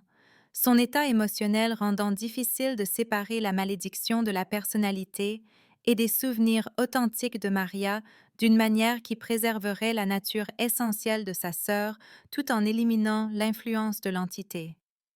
La magie qui coulait à travers les mains de Sarah ressemblait à du feu liquide alors qu'elle cherchait et détruisait la contamination surnaturelle, mais le processus laissa Maria sans aucun souvenir de leur réunion ou des révélations surnaturelles qui l'avaient amenée au domaine sous de faux prétextes. Le coup moral pesa lourdement sur la conscience de Sarah, alors qu'elle réalisait que sauver Ethan avait nécessité d'effacer une partie de sa vie antérieure, pour toujours. Le départ confus de sa sœur, laissant derrière elle des questions qui ne pourraient jamais être répondues sans mettre Maria davantage en danger par une exposition à des conflits surnaturels qu'il valait mieux qu'elle ne comprenne pas. Adrian fit face à des défis à son leadership au sein de sa propre hiérarchie vampirique, alors que les factions traditionnelles dirigées par l'ancien comte Aldric Draven considéraient ces liens humains comme une faiblesse qui compromettait la suprématie des vampires et menaçait l'isolement prudent qui avait protégé leur espèce de la découverte par les humains pendant des siècles. Le comte Draven représentait la politique vampirique de la vieille école, qui privilégiait la domination de l'espèce à la coopération avec d'autres êtres surnaturels. Sa faction soutenait que l'attachement d'Adrian à Sarah et Ethan le rendait inapte aux responsabilités de leadership, qui exigeaient une prise de décision impitoyable, non obscurcie par des préoccupations sentimentales pour le bien-être des mortels. Les traditionalistes exigèrent qu'Adrian choisisse entre sa famille grandissante et sa couronne, leur ultimatum étant livré avec la formalité cérémonielle d'êtres qui avaient passé des siècles à perfectionner les rituels qui régissaient la succession politique et les défis au leadership des vampires. Ils considéraient l'éveil du sang non pas comme une opportunité d'évolution surnaturelle, mais comme une corruption de la nature pure des vampires, qui devait être contrôlée ou éliminée avant qu'elle n'infecte toute leur espèce d'influences humanisantes qui les affaiblirait dans les conflits avec d'autres factions surnaturelles qui ne montraient aucune retenue similaire dans la poursuite de leurs propres intérêts. Le défi prit la forme d'un ancien combat rituel qui avait été utilisé pendant des millénaires pour résoudre les différends entre nobles vampires lorsque la négociation politique ne parvenait pas à une résolution claire, le vainqueur réclamant à la fois la couronne et le droit de déterminer le développement futur d'Ethan selon sa vision de ce que l'accomplissement de la prophétie devrait accomplir. Adrian accepta le défi avec la sombre résignation de quelqu'un qui reconnaissait que refuser ne mènerait qu'à une guerre civile parmi son propre peuple, tandis qu'accepter signifiait risquer tout ce qu'il avait construit avec Sarah et Ethan sur l'issue d'un combat singulier avec un adversaire dont les siècles d'expérience en faisaient un adversaire redoutable. Le rituel eut lieu dans le grand hall du domaine, son architecture s'agrandissant pour accueillir un combat surnaturel, tandis que des protections magiques protégeaient les observateurs des énergies qui pouvaient tuer des témoins mortels par simple exposition à leur intensité. Sarah et Ethan furent contraints de regarder depuis des cercles de protection sur lesquels Adrian avait insisté, malgré leur désir de rester plus près de lui pendant le combat. Les barrières magiques étant conçues pour contenir les retombées surnaturelles qui résulteraient inévitablement de l'affrontement de pouvoirs séculaires avec une force destructrice capable de remodeler les fondations mêmes du domaine.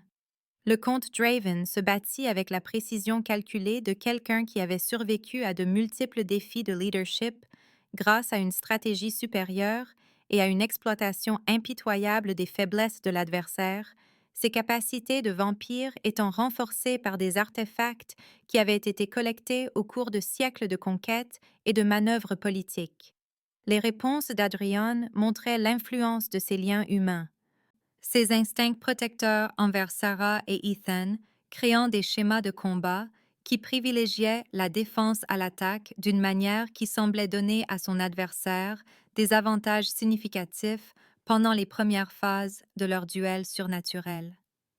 La victoire d'Adrian ne vint pas d'une force supérieure ou d'attaques plus dévastatrices, mais de sa volonté de se sacrifier pour protéger les protections magiques qui protégeaient Sarah et Ethan des retombées surnaturelles du combat lorsque l'assaut final du comte Draven menaça de briser les barrières protectrices et de les exposer à des énergies qui auraient été instantanément fatales à des êtres sans immunité vampirique. Son expérience de mort imminente déclencha un niveau plus profond de l'éveil du sang qui était resté dormant depuis la reconnaissance initiale d'Ethan. La combinaison du sacrifice et de l'amour créant des liens permanents qui transcendaient les relations vampiriques normales pour devenir quelque chose d'inédit dans l'histoire surnaturelle.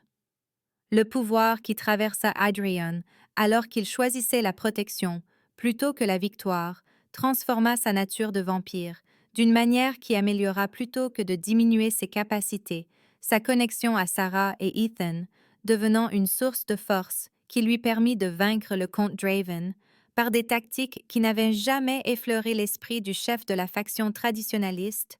dont la vision du monde ne pouvait pas accommoder la possibilité que les liens humains puissent représenter une évolution plutôt qu'une faiblesse.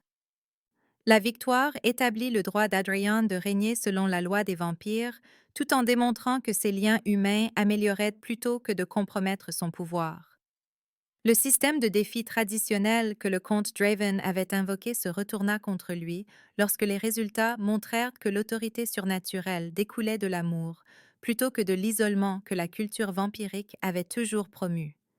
Cependant, les suites de l'événement rendirent également clair que le monde surnaturel n'accepterait jamais pleinement sa famille choisie.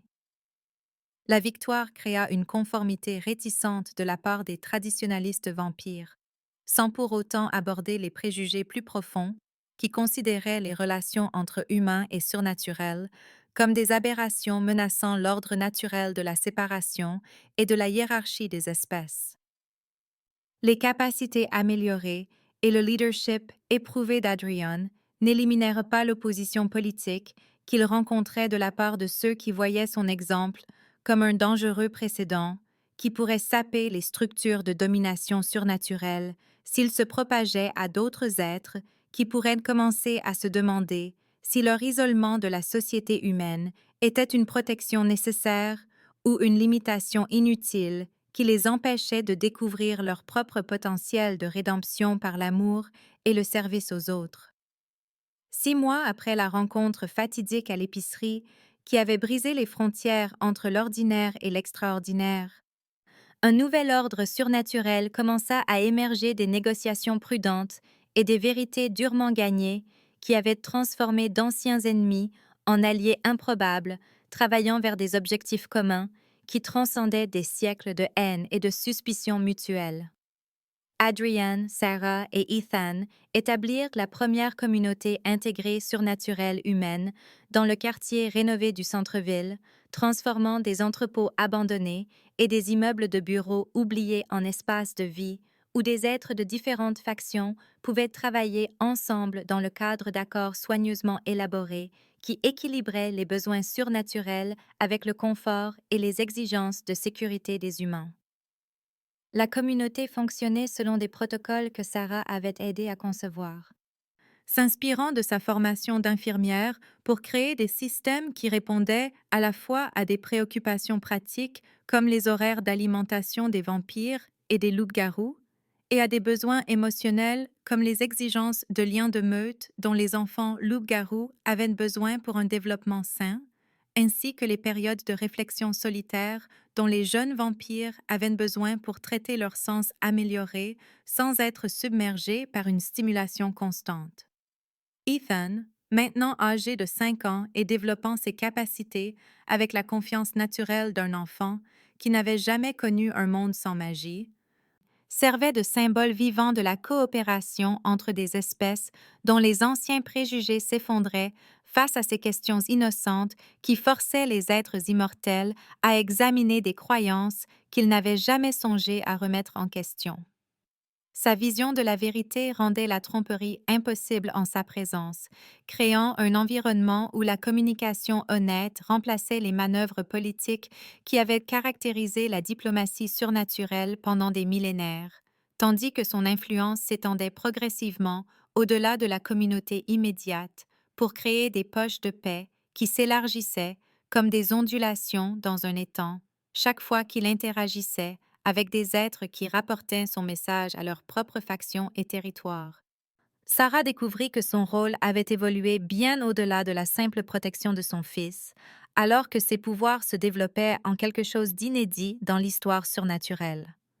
Ses instincts protecteurs se transformèrent en une forme de magie empathique, capable de sentir et de résoudre les conflits, avant qu'ils ne dégénèrent en la violence qui avait autrefois semblé inévitable chaque fois que différentes factions surnaturelles occupaient le même espace. Sa nomination comme première représentante humaine au Conseil surnaturel représentait une rupture radicale avec les traditions qui avaient exclu les mortels des processus décisionnels qui affectaient à la fois les mondes cachés et humains.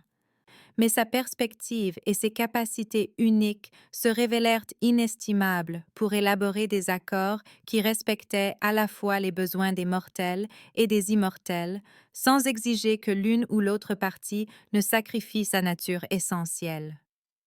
Les salles du conseil avaient été modifiées pour accueillir sa présence, avec des sièges spéciaux qui lui permettaient de participer aux discussions sans être submergé par les énergies surnaturelles qui circulaient constamment entre les êtres immortels lors de leurs sessions formelles.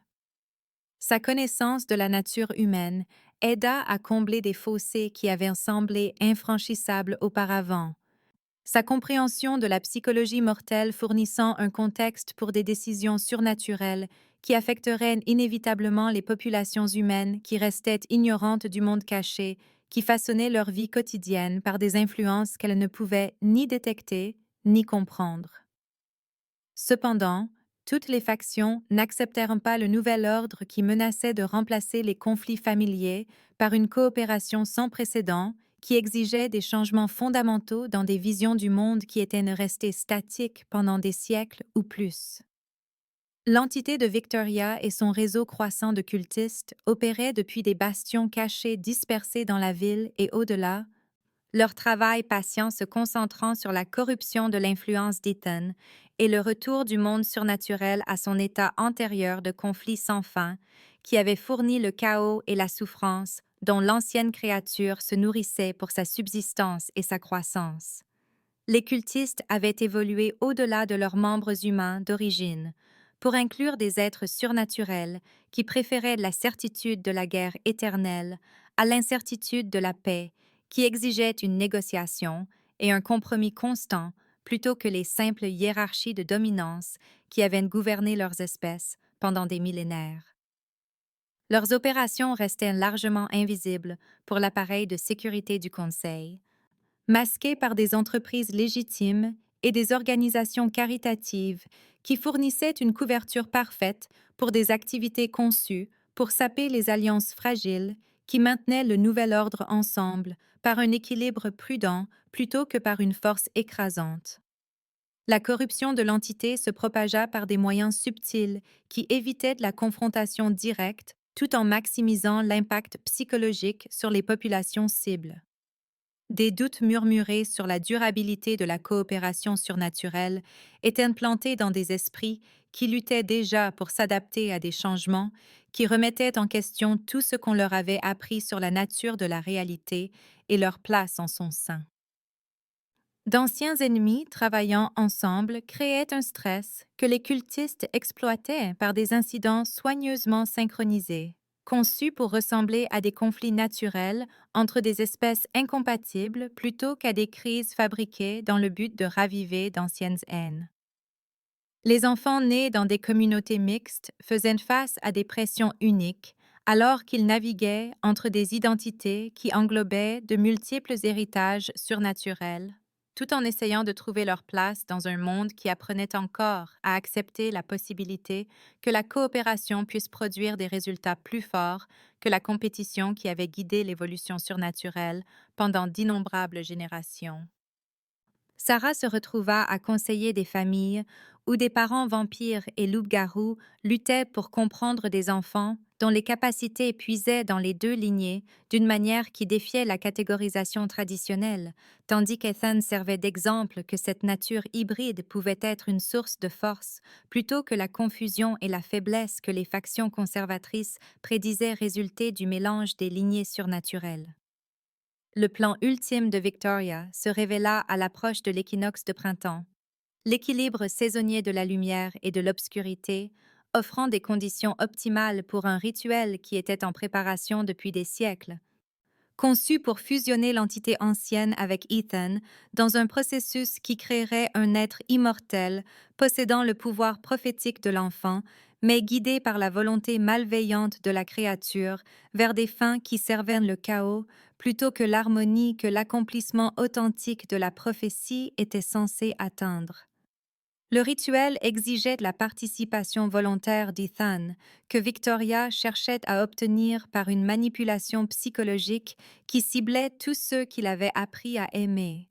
menaçant leur sécurité et leur bonheur, de manière à convaincre l'enfant que la coopération protégerait ceux qui lui étaient le plus chers. Son approche combinait la coercition surnaturelle et le chantage émotionnel, créant des scénarios où le désir naturel d'Ethan d'aider les autres devenait une vulnérabilité qui pouvait être exploitée par des ennemis qui comprenaient que sa plus grande force était aussi sa faiblesse la plus exploitable lorsqu'elle était retournée contre lui par ceux qui considéraient la compassion comme un outil de manipulation plutôt qu'une expression sincère de soin et de connexion. La bataille finale éclata simultanément sur plusieurs sites, alors que le plan de Victoria atteignait son apogée. Des forces surnaturelles disposées des deux côtés d'un conflit qui déterminerait non seulement le sort de communautés individuelles, mais aussi la direction future de l'évolution surnaturelle elle-même. Adrian et Dante menèrent des forces combinées de vampires et de loups-garous contre les cultistes de Victoria dans des confrontations physiques qui firent rage à travers les tunnels souterrains et les quartiers abandonnés de la ville, leur alliance mise à l'épreuve par un combat qui exigeait une coopération sans précédent entre des espèces dont les styles de combat et les approches tactiques avaient été développés spécifiquement pour la guerre les uns contre les autres. Pendant ce temps, Sarah faisait face au plus grand défi de protéger Ethan dans le royaume spirituel où le rituel se déroulait réellement, ses capacités protectrices étant poussées à leurs limites alors qu'elle naviguait dans des paysages magiques qui existaient au-delà de la réalité normale. Tout en maintenant la connexion émotionnelle qui ancrait l'identité de son fils contre les tentatives de l'entité de submerger sa conscience avec des visions de pouvoir et de contrôle qui pourraient remodeler les deux mondes selon sa fin ancienne de conflit et de souffrance. Céleste et ses alliées sorcières travaillèrent désespérément pour défaire des siècles de préparation magique que Victoria avait tissés autour de la ville, comme une toile conçue pour canaliser les énergies surnaturelles vers le rituel de l'équinoxe. Leur contresort exigeait un timing précis et une exécution sans faille, car toute erreur permettrait à la puissance accumulée d'atteindre une masse critique et d'achever la fusion, quels que soient les résultats de la bataille physique. L'infrastructure magique qui soutenait le rituel avait été déguisée en projet de développement urbain et en effort de préservation historique, des monuments et des bâtiments publics servant de points focaux pour des énergies que la plupart des humains prenaient pour de l'esthétique architecturale, tandis que les êtres surnaturels reconnaissaient le réseau sophistiqué de canalisation de pouvoir qui avait été construit au cours de décennies de planification patiente.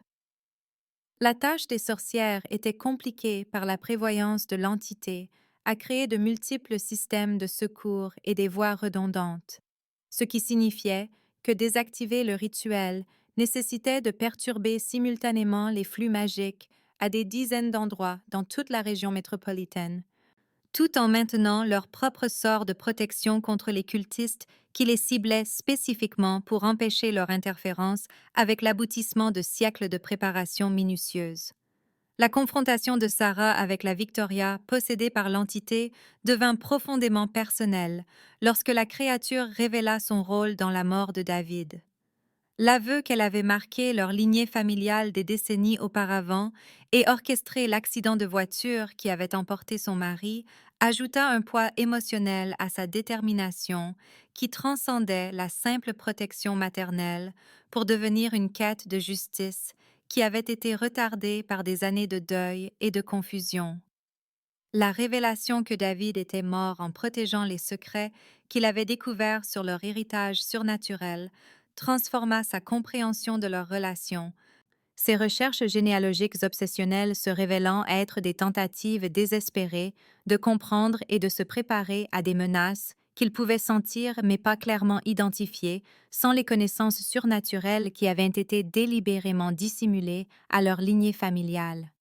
Les explications narquoises de l'entité sur la façon dont elle avait manipulé les événements pour isoler Sarah et la rendre plus vulnérable à l'influence surnaturelle lorsque les capacités d'Ethan se manifesteraient enfin ajoutèrent des couches de rage à ses instincts protecteurs, son pouvoir répondant à l'intensité émotionnelle, en atteignant des niveaux qui surprirent même Céleste, qui pensait comprendre toute l'étendue des capacités sans précédent de Sarah. La bataille atteignit son paroxysme lorsque l'entité offrit à Ethan le pouvoir ultime sur les royaumes surnaturels et humains, promettant de mettre fin à tous les conflits par une domination qui éliminerait le besoin de négociation et de compromis en établissant des hiérarchies claires avec lui au sommet de l'autorité surnaturelle. Pendant un instant, l'enfant hésita alors que des visions lui montraient des futurs où ses ordres pourraient empêcher toute souffrance par un contrôle absolu, où sa volonté pourrait remodeler la réalité pour éliminer la pauvreté, la guerre et l'injustice par une force magique qui rendrait l'agence humaine insignifiante par rapport à une guidance surnaturelle bienveillante. Mais la sagesse innocente d'Ethan reconnut la faille fondamentale dans l'offre de l'entité, comprenant instinctivement qu'un pouvoir imposé d'en haut ne pourrait jamais créer la coopération authentique qui vient d'être choisissant de travailler ensemble malgré leurs différences et leurs intérêts conflictuels.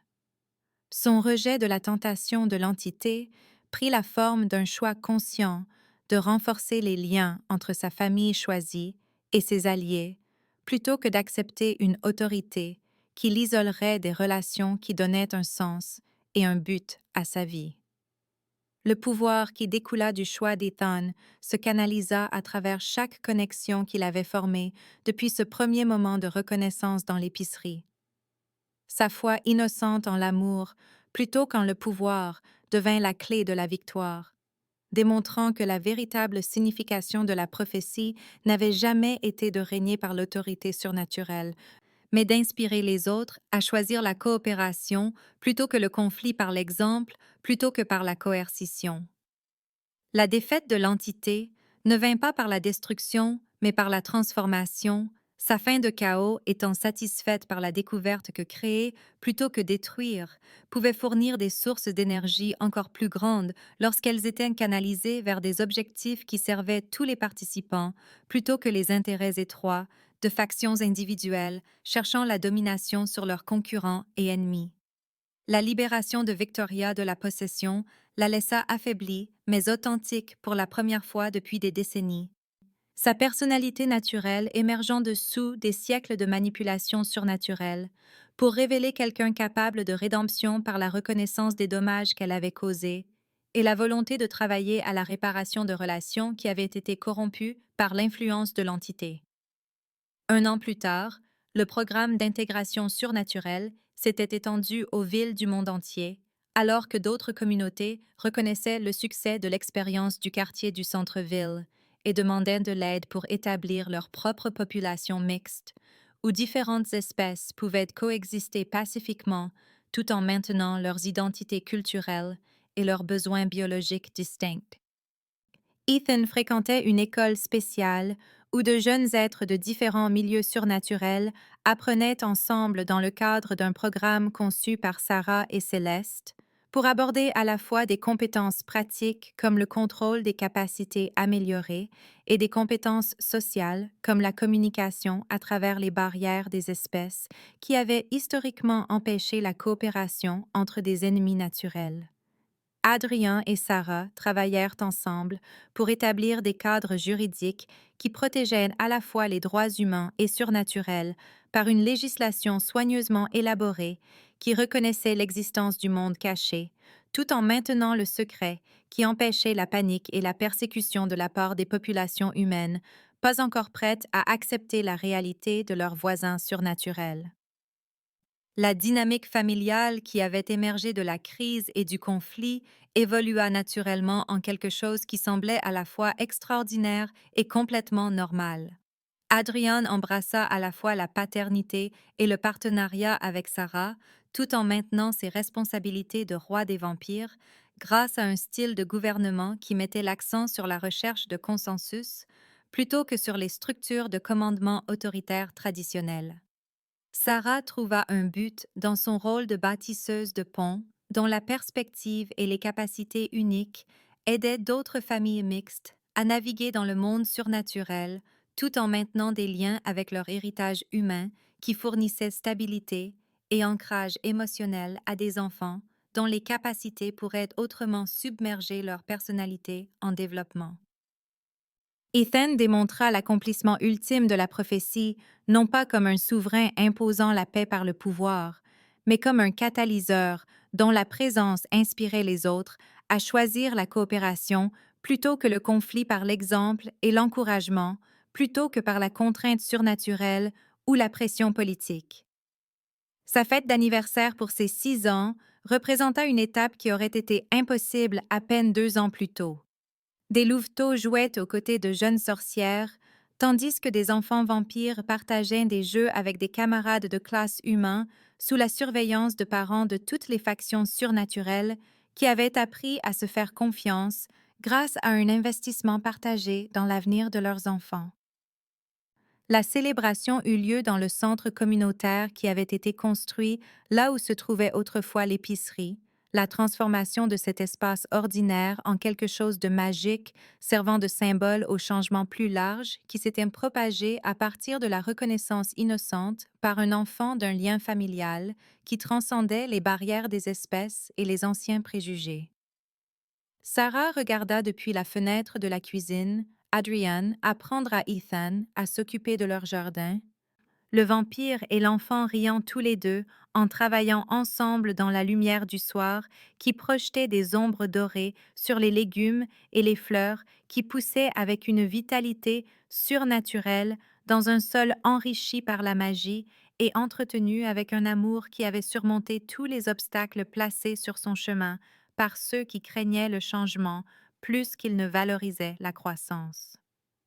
La scène reflétait, mais transformait la rencontre initiale à l'épicerie qui avait commencé leur voyage. Ce qui avait commencé comme un moment de reconnaissance innocente s'était transformé en une famille construite sur le choix, plutôt que sur le destin,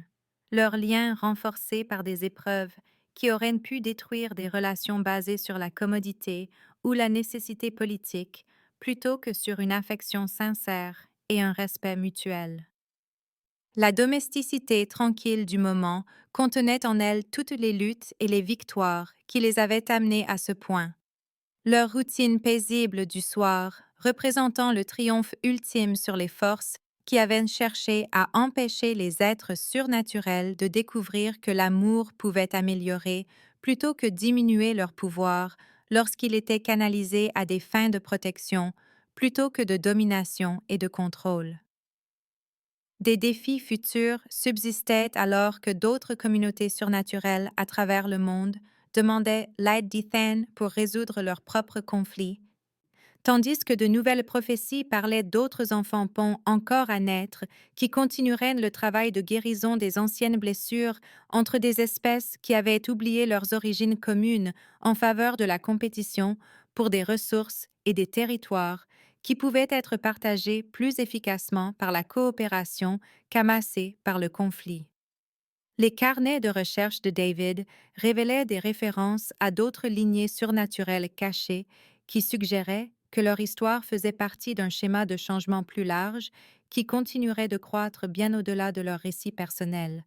son sacrifice ayant protégé non seulement sa famille immédiate, mais aussi des connaissances qui pourraient aider d'autres à trouver leur propre chemin vers l'intégration qu'Ethan avait rendue possible par sa foi innocente, que l'amour était plus fort que la peur, et que choisir de faire confiance pouvait créer des miracles que la force ne pourrait jamais accomplir par la domination sur des cœurs consentants.